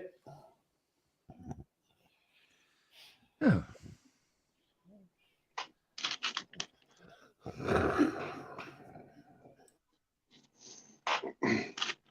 Well, gentlemen, I'm going to call it a night. You bloody For an old man, I've had a busy day today, messing around on boats and pumps and stuff. So, Well, you got any fish in that pond yet? I got hundreds of fish, hundreds, thousands maybe. I don't know, but I've got hundreds at least. But it's still a bit disappointing, and I need to get it sorted out. So, I want to get the fountain sorted out and. Oh, you need one. No, anyway, Johnny and Robert's gone. Thanks for running the quiz once again. Excellent. They were great questions. Thank you, Steve. You Really take good care. fun. And I'll see you all tomorrow. Night, No Steve. worries, mate. Night, Zeke. BZ, Anna, and everybody else on the chat. Thank you. Good night, all. Good night.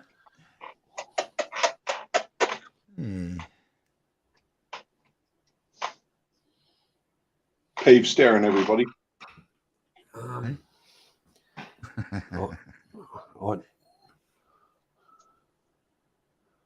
I'm just catching up with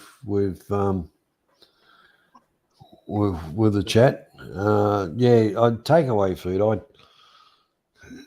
The fish and chip shop, hamburger joint type place that I go to would be the best around here. One of the best around. And the price is quite good. Piece of flake and chips, how much? A piece of flake and a minimum of chips would be about the $12 type of thing, I suppose. No, it wouldn't be that. Be under that, probably $10. Ever tried the dim sims from the supermarket? What do you call them? South Melbourne. South Melbourne. Yeah, I know. I know that one, yeah. Marathon are a good dim sim. They There's used some to at the be. supermarket, you know. Yeah, I know the that. Supermarket. They used to be. You put a teaspoon of water in for every dim sim in a bowl and heat it up in the oven. Well, I think I can't remember the thing. Oven? Geez, that come out good. No, not the oven. Sorry, the Microwave. They come out really good. I don't microwave them, but the thing is, if I've got Marathon dimmies in the freezer, and if I want a couple of them, I actually put them in the steamer. I haven't got a bloody steamer. I've got to get one. I don't put them anywhere. I don't eat the bloody things. You can put them in a rice cooker, couldn't you? The thing is, you don't want to boil them. The thing is, you want to cook them through, or finish cooking them through, and get that heat into them, and that's why the steamer is the best. Stephen, have you got a steam cleaner at home for the floors or the garments? Maybe you could cook them in that. Oh, yeah, probably, mate. Yeah, or could just back the car up and put them on the exhaust pipe. Oh well, you could put a basket. You could put a basket on top of the steam iron and just have it press the button. Then where it's getting full steam, you let that. I gotta bloody get one. I haven't got one. I remember I've had my steamers for since I was young bloke. And the first one, I actually made it myself. I bought some stainless steel stacking saucepans. Yeah. And I went home and got the dividers out and spent quite a bit of time drilling friggin' holes, and and I've still got it. I've still got it 40 years later. They'll probably bury it with me. Everybody will reckon it's a piece of crap. Yeah. But I like me steamers for vegetables as well. Some of the vegetables. Steamed cabbage. No, I like me carrot. I love me cabbage. You put bacon pieces in with the cabbage. And butter, real butter. Yeah, but when it's cooked and it's wilted down, you drain the water out and then you throw the butter in. Yeah, lovely. The other thing you can do with it is leave it vanilla, but then put Worcestershire sauce on it. Oh yeah. I haven't tried Worcestershire on the. But I put a Brussels spread with butter and put some Worcestershire sauce and pepper on it. Beautiful. They used to call it chicken chow mein. They use cabbage, mincemeat, and Worcestershire sauce, I think. You ever had that one? Yeah. I guess that's what they call it. The old Aussie Chinese food. That's bloody beautiful, eh? I don't know how to cook that one. What's it called? Is it chicken chow mein? Yeah, chow mein, just chow mein. Chow mein. But that'll go. The whole part about it is, that was the Aussie version of Chinese cooking. But I do like to get me spinach. I like to get me silver beet. Put that in a pan. once again with the bacon pieces and all the rest, and just wilt it down with and the butter. That's very, very nice. That's not Australian cooking, though, John. You got to burn this. You got to fucking boil the living fuck out of it, so it's like fucking custard, and then you serve it up. Well, the thing is, the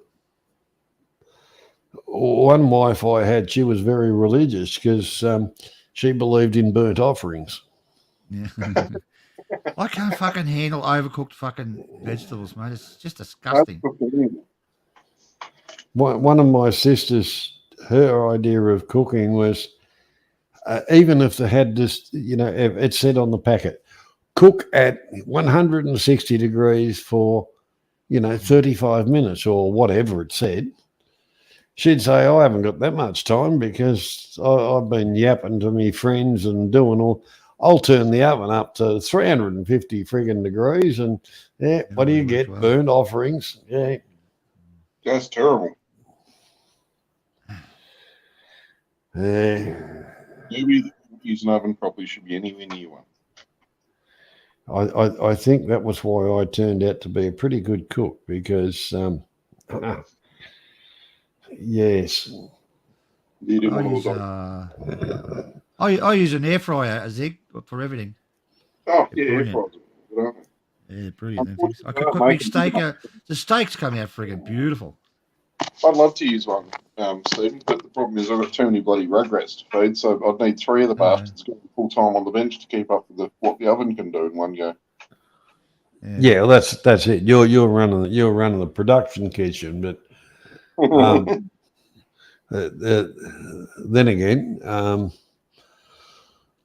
they're bloody good when you're camping because you can run them off bugger all power. So if you run them off your dual cycle battery or whatever, and you can just chuck in whatever you want, even while you're driving, you can put a bit of like cheap pork skin from the IGA or whatever in the drive along, and you pull up and have some brand new crack on. It's freaking awesome. What do they call it? Pork belly. You tried pork belly in it? My mate, nice. There's so much fat. Very nice. Fizzing everywhere. Well, fat's good for you. Don't they lie on the internet? No, it just made a hell of a mess inside the air fryer while I was driving the ute along. Well, I got an idea. You put tin foil at the bottom of it, right? Mm-hmm. You don't. When you finish cooking, just peel it off and throw it out. My friend told me that one. I tried it. It fucking works well, actually. So what I got in the bottom is just tin foil. You know when it leaks through the air fryer down the bottom. Yep. Yeah, yeah. Instead of scrubbing the bloody thing, you just pick up the tin foil and throw it. Well, I had a very good one, and my wife killed it. She cooked something that was pretty fatty, and she had it in an elevated position, and just through just all the fat and crap went through the electronics, and it just the thing looked like it looked like Guy Fawkes night when it was sitting on the bench there going sparking and carrying on, and I just picked it up and put it in the bin, and she said, "What about the stuff inside it?" And I said, "Yeah, that's shit too." Yeah. Zeke, I gotta have a word with you. Oh, hello. Yes, what is it? Why are you showing your feet to my wife? That wasn't his feet. How much is it? It was a foot, but Like that. He's got a butt on his foot? That's even fucking worse. Why am I showing my feet? It was meant for you, but he was playing with his toes. So that wasn't your foot? it was meant for you, Robert. Well, that's bullshit, man. Two-timing. Fucking two-timing me with my own wife. I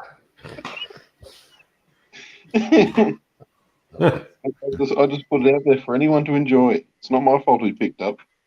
Yeah, you're like a little whore, aren't you? Just a little hissy, just a little hussy running around. It's hard. Well, it's hard. You can't even stay in the same country. You got to go out and spread it around.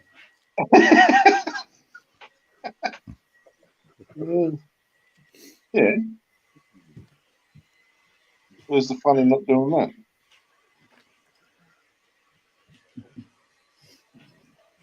Oh, wait a minute. I forgot. I can change his name now. We're going to change it to Hussy.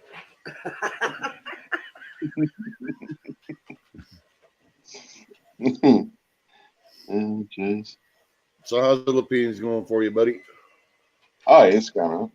Traffic for about, well, the whole time the quiz went on. I literally got back to the room right at the end when I put in the word Mark Twain.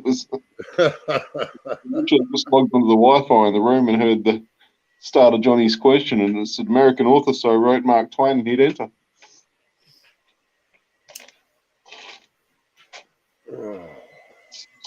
Yeah, so How'd you go with it tonight, Johnny? Was it a good show? I missed it all. Was it a good show? You're not there. Yeah, actually, it was pretty decent, Stephen. That's okay. I've watched the whole one. You know, I went to have a gig last night. Look.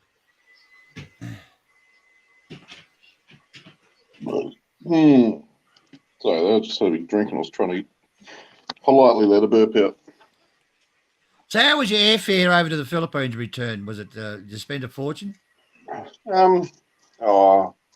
was only a little bit more than average, I guess. 800 and something, 836 Oh, that's or something. good. Yeah, that's returns. That's excellent, actually. Yeah, well, I mean, it was 524 or something returned with Philippine Airlines from Perth before COVID. But you know, all the connecting flights, all the non-direct flights were all around the $700-800 mark anyway. Yeah, so that's a good price, actually. yeah. Except the one flight where the missus is coming back with me to Australia on the return flight, and they charged an extra for her seat on that flight. They charged me an extra $480 on top of what I paid for my seat on that flight. How do you work that out? Nationality. Yeah, it's nuts, isn't it? You know Steve Monash, don't you, up there in Perth? You familiar with him? He tried to book a ticket to Thailand. They wanted 2,200 or something. That was the cheapest he could get. Jeez, really? Yeah, I've seen flights for 2,500, 3,000 and stuff like that, but it's when people are booking it. That sort of thing. I got to book a ticket at the end of the month. No, I didn't eat it. Oh, I thought you were going to eat it. That's really good. Trying to get my little friend out for Christmas. Yeah. Well, you only get your little friend out once a year, or what? There's his feet. Working on it, mate. Oh, what's that?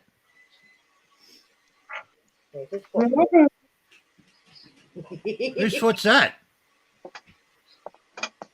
It looks like Zeke. Did you play in Lord of the Rings?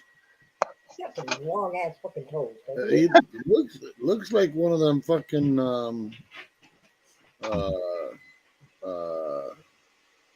The hairy ones. yeah. Um, Are you like Frodo's brother or something? You're telling me your foot ain't that hairy? Nope. How's your head that hairy and your foot not that hairy? Just lucky, I guess. the Indian in there. I could have shaved my feet before I go diving, or all the bloody sea life tries to live in it like it's covered.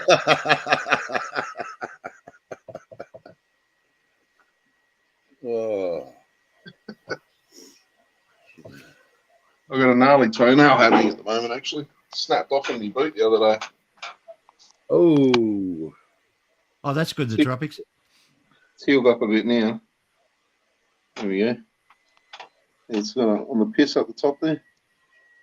It was snapped. What'd you have? What'd you snapped off? Yeah. Yeah, I got piss weak nails. I just break if I don't cut them. I had an ingrown toenail over in Thailand. You know, really bad, sort of pussy. You know, I won't go into it. You know, bright red type of thing. And I got it operated on in Thailand. Oh, they operate. Off. I'll dig mine out when they get like that. I get. Fucking mate! It was like a hook type of thing. You know, I got it real bad. So I just got them to cut it off. They cut it sort of about a quarter of an inch off the side of your Toe, Dale. Yeah. Bloody terrible. I get ingrown toenails. I just grab a pair of pliers and yank the fucker off. Yeah. Yeah, that's it. Just get in. I can't handle pain though, Robert. I just can't handle it. Well, us men over here, we pick our toenails out like real men. No fucking way. And I'm not shitting you. My wife's sitting here. You can ask her. That's exactly what I do. Mate, I had, you know, what do you call it? The toe. What do you call it? When you get sore toe. What's that called? I can't remember it. When you get what? Yeah, from the alcohol. You get a really sore toe. Toes. What's it called? I can't remember. I had that as well. Oh, fuck that. Sore toes.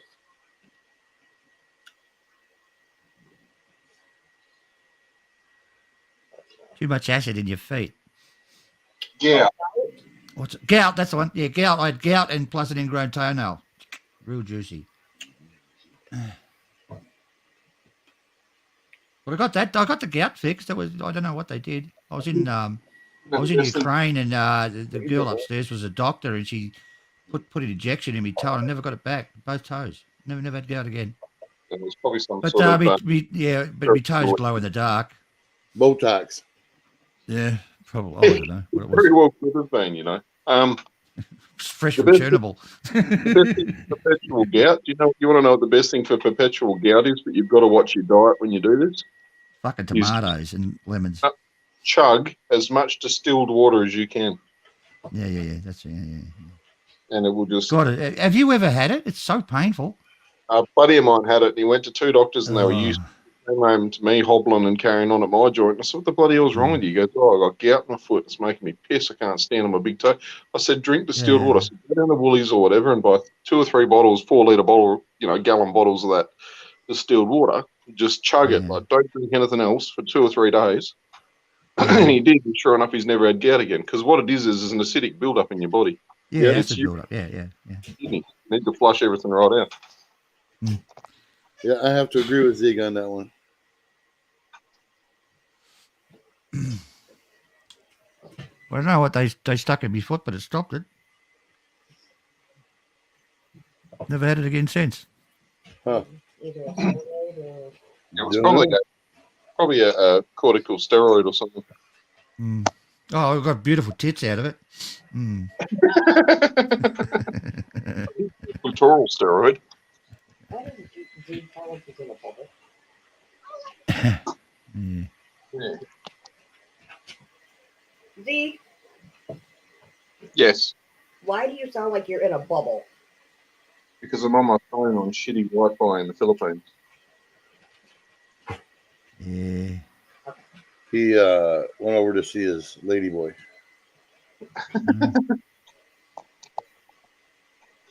But don't tell nobody. He doesn't want to come out of the closet quite yet. We're not live, are we? Not live. Don't whatever you do. And the reason it's more bubbly is he's playing Dutch ovens. Yeah. Ew, Getting serious, huh, Zeke? You might marry that one. Yeah, Harry. I love you, Zeke. intoxicated off everybody else's butt methane. Yeah, that's right. Yeah, it's time to dive in whole hog. Mm. Now, do you have the kids with you, or are they with your mom? Oh no, they're with their grandmother at the moment. Yeah, they're playing grandmother, Yeah, driving like her you're a around. you sound like you're a single parent. Well, was single parent, not single anymore. Okay. Ah. Uh-oh. He's bringing him back. Wow. This is what you call importing child care workers. That's right. There's a labour shortage in Australia. I'm just trying to do my part. Yeah. Hey, He's sick of playing Dutch ovens by himself, Johnny. Yeah. Don't worry, Steve Clark. I have a healthy amount of kangaroo meat in my diet. I can Dutch oven anything. Oh dear. Actually, I made some burgers a while ago with some kangaroo meat that I'd shandied up with lamb fat. And it, There you go. And it not one fart. It was amazing. Really? You forgot the onion. Yeah, no, I put some onion in. Sounds like real roadkill. Well, you know, if you want a roadkill burger, you got to have your possum wombat as well. A little bit of emu. WA. And how much can a koala bear?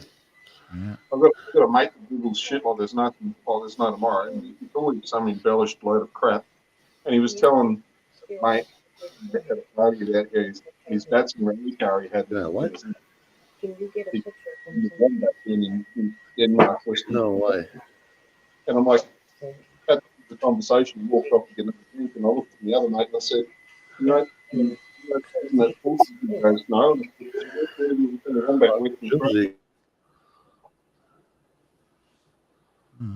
Australia gets snow?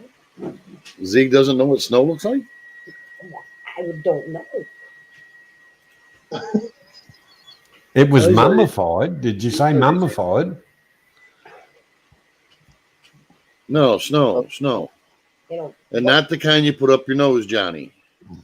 Oh, okay. I'm not into that. I might have a big nose, but it don't sniff that shit. But I can tell just by the way you're talking that your little nose candy going on there once in a while.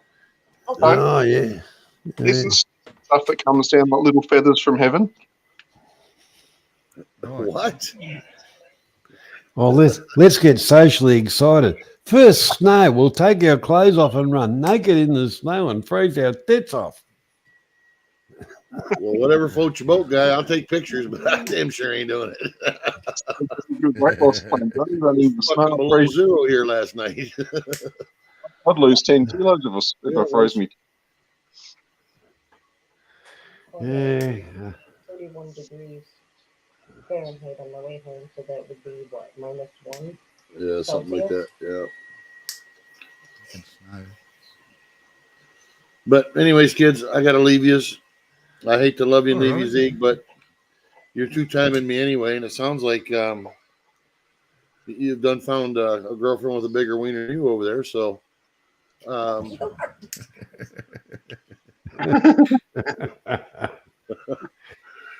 so you guys have a good day, and Zeke have a good trip and a safe one.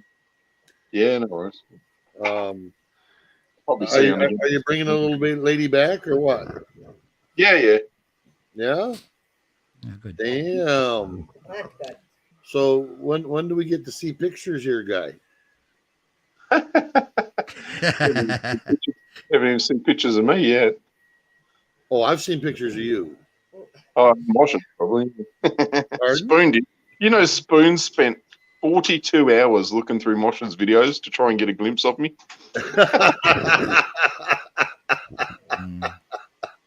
Apparently, Spoon found out he had a brother.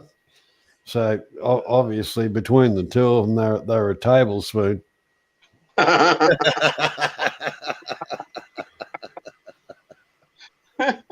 Oh shit.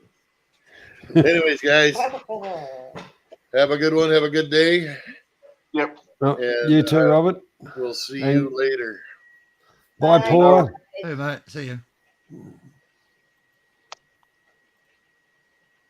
Jesus. 50.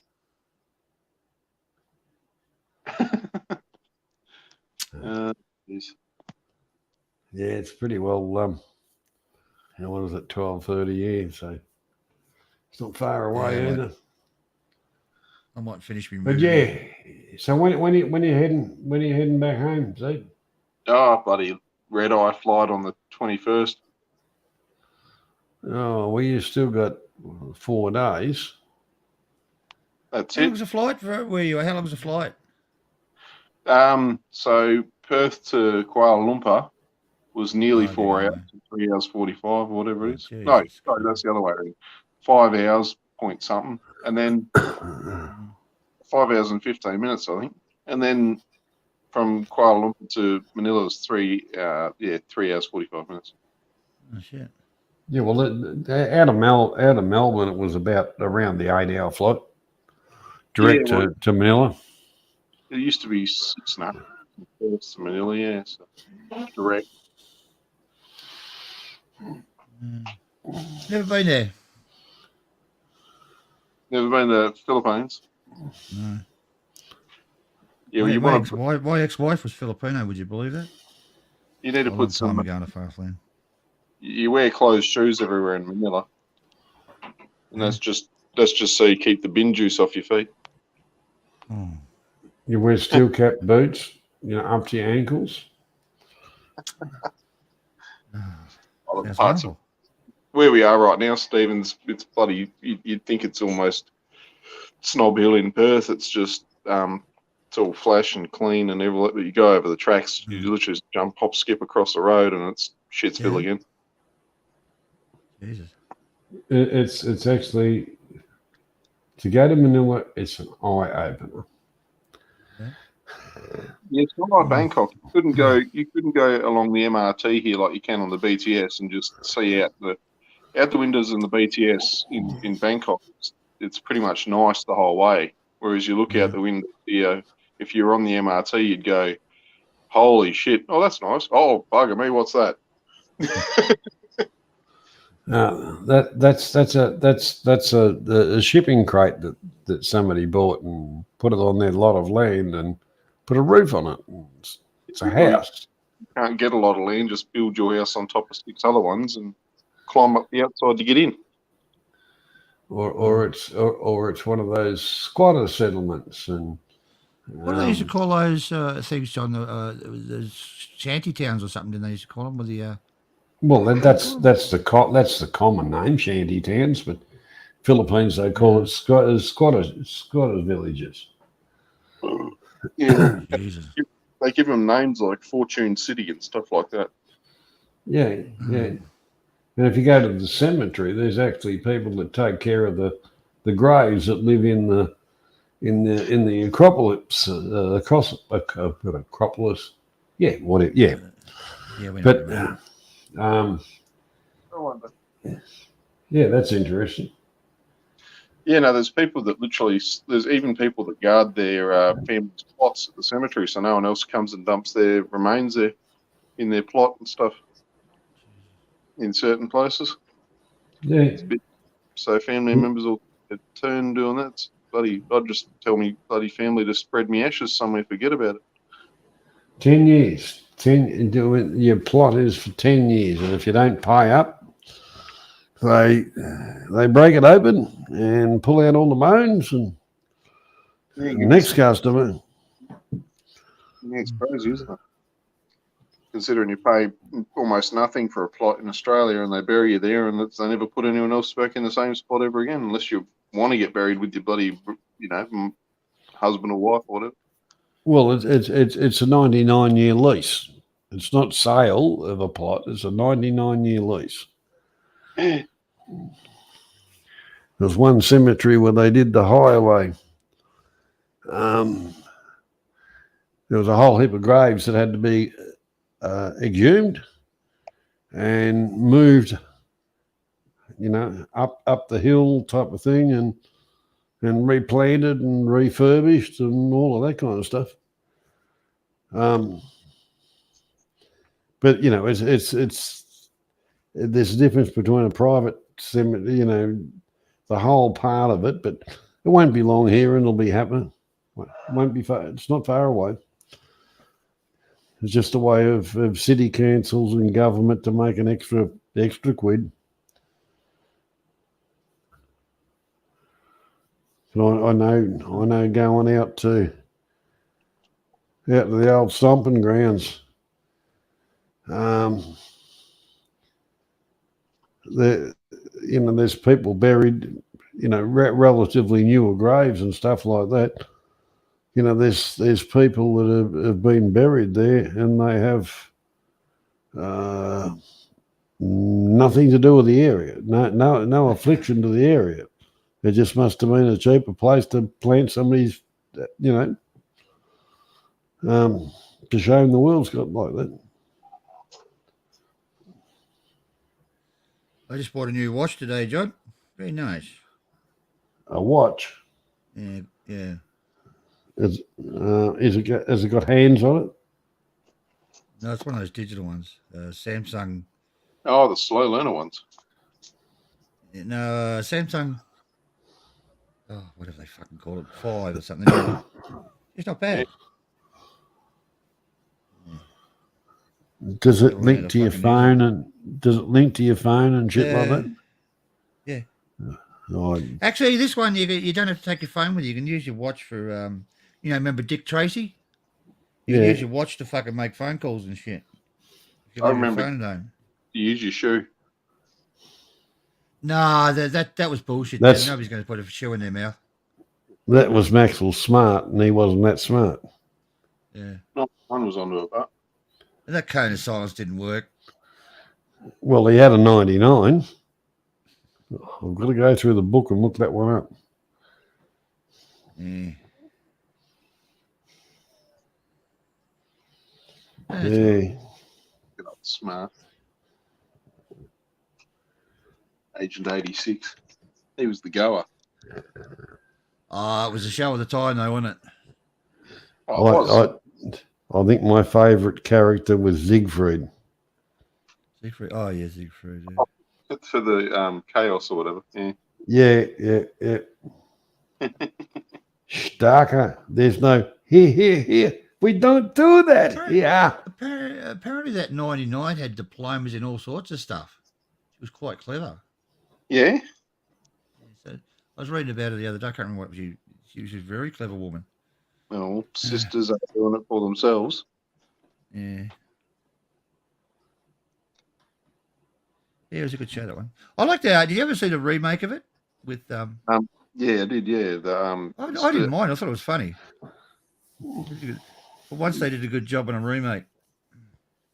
Yeah, that doesn't happen very often, does it? No.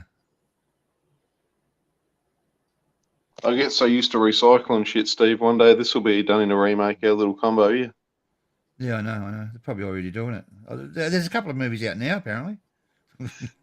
Let's not go down there. It depends on what your channel which channel you watch to how fast the remakes come out. Oh yeah. I think we've all been on it, have we? I don't think I've been on. Yeah, I think Craig's. you're on it. Yeah, I think you're on it somewhere. I don't think I'm on. I'll have to ask him. I'll have to ask Craig next time I talk to see him around or whatever. I don't know if I am. If I am, I'll have to ask him to put the footage back up. There's a very good intersection, by the way. You mentioned Craig's name. There's a very good intersection near the Marcos Highway in Edsa. Very busy. Oh, yeah. I think I know the one you mean. Yeah. Great place for a billboard. That's Craigie Poo's billboard going up there. Mm. Have we secured the rights to that for a couple of years? Oh, it's in the works. Beautiful. What about the banner the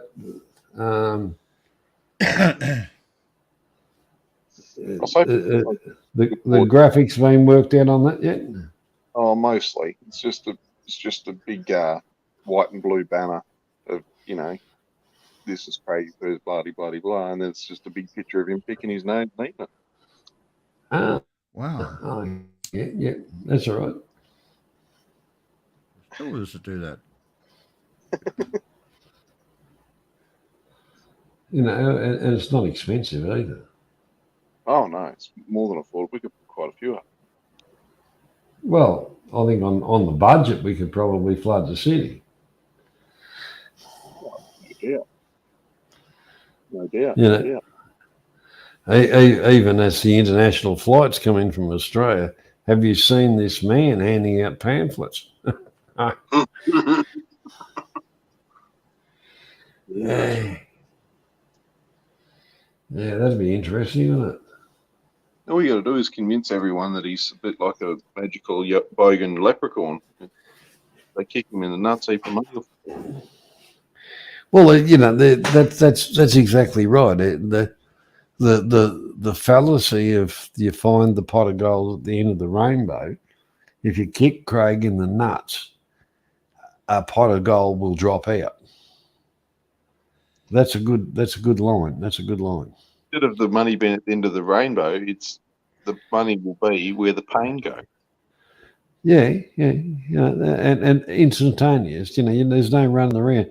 You see Craig, kick him in the nuts, and the pot of gold will just drop out there for you. That's right.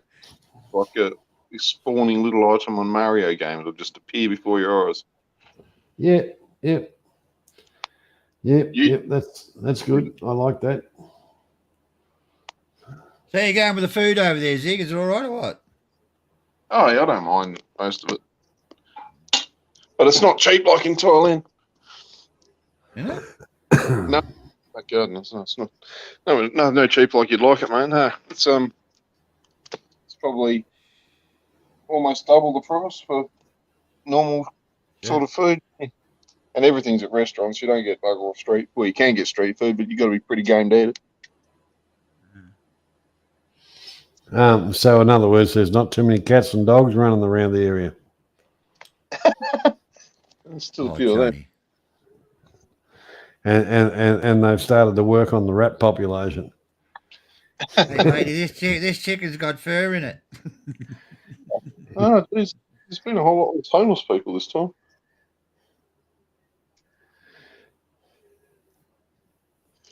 Very sad. Well, all right, gentlemen, I think it's about time. Yeah, jump in the shower because I've been out all day sweating my guts out and I go scrub Manila off me so I can go to sleep. All right, mate, you take care. See you, Zig. And good I'll see you night. later, John. Good night, Stephen. You take care also. And everybody in the chat, thanks for coming by. And take care. Stay safe. And That's it. good night. Not all. Catch you later. Bye, mate. See you, Zig.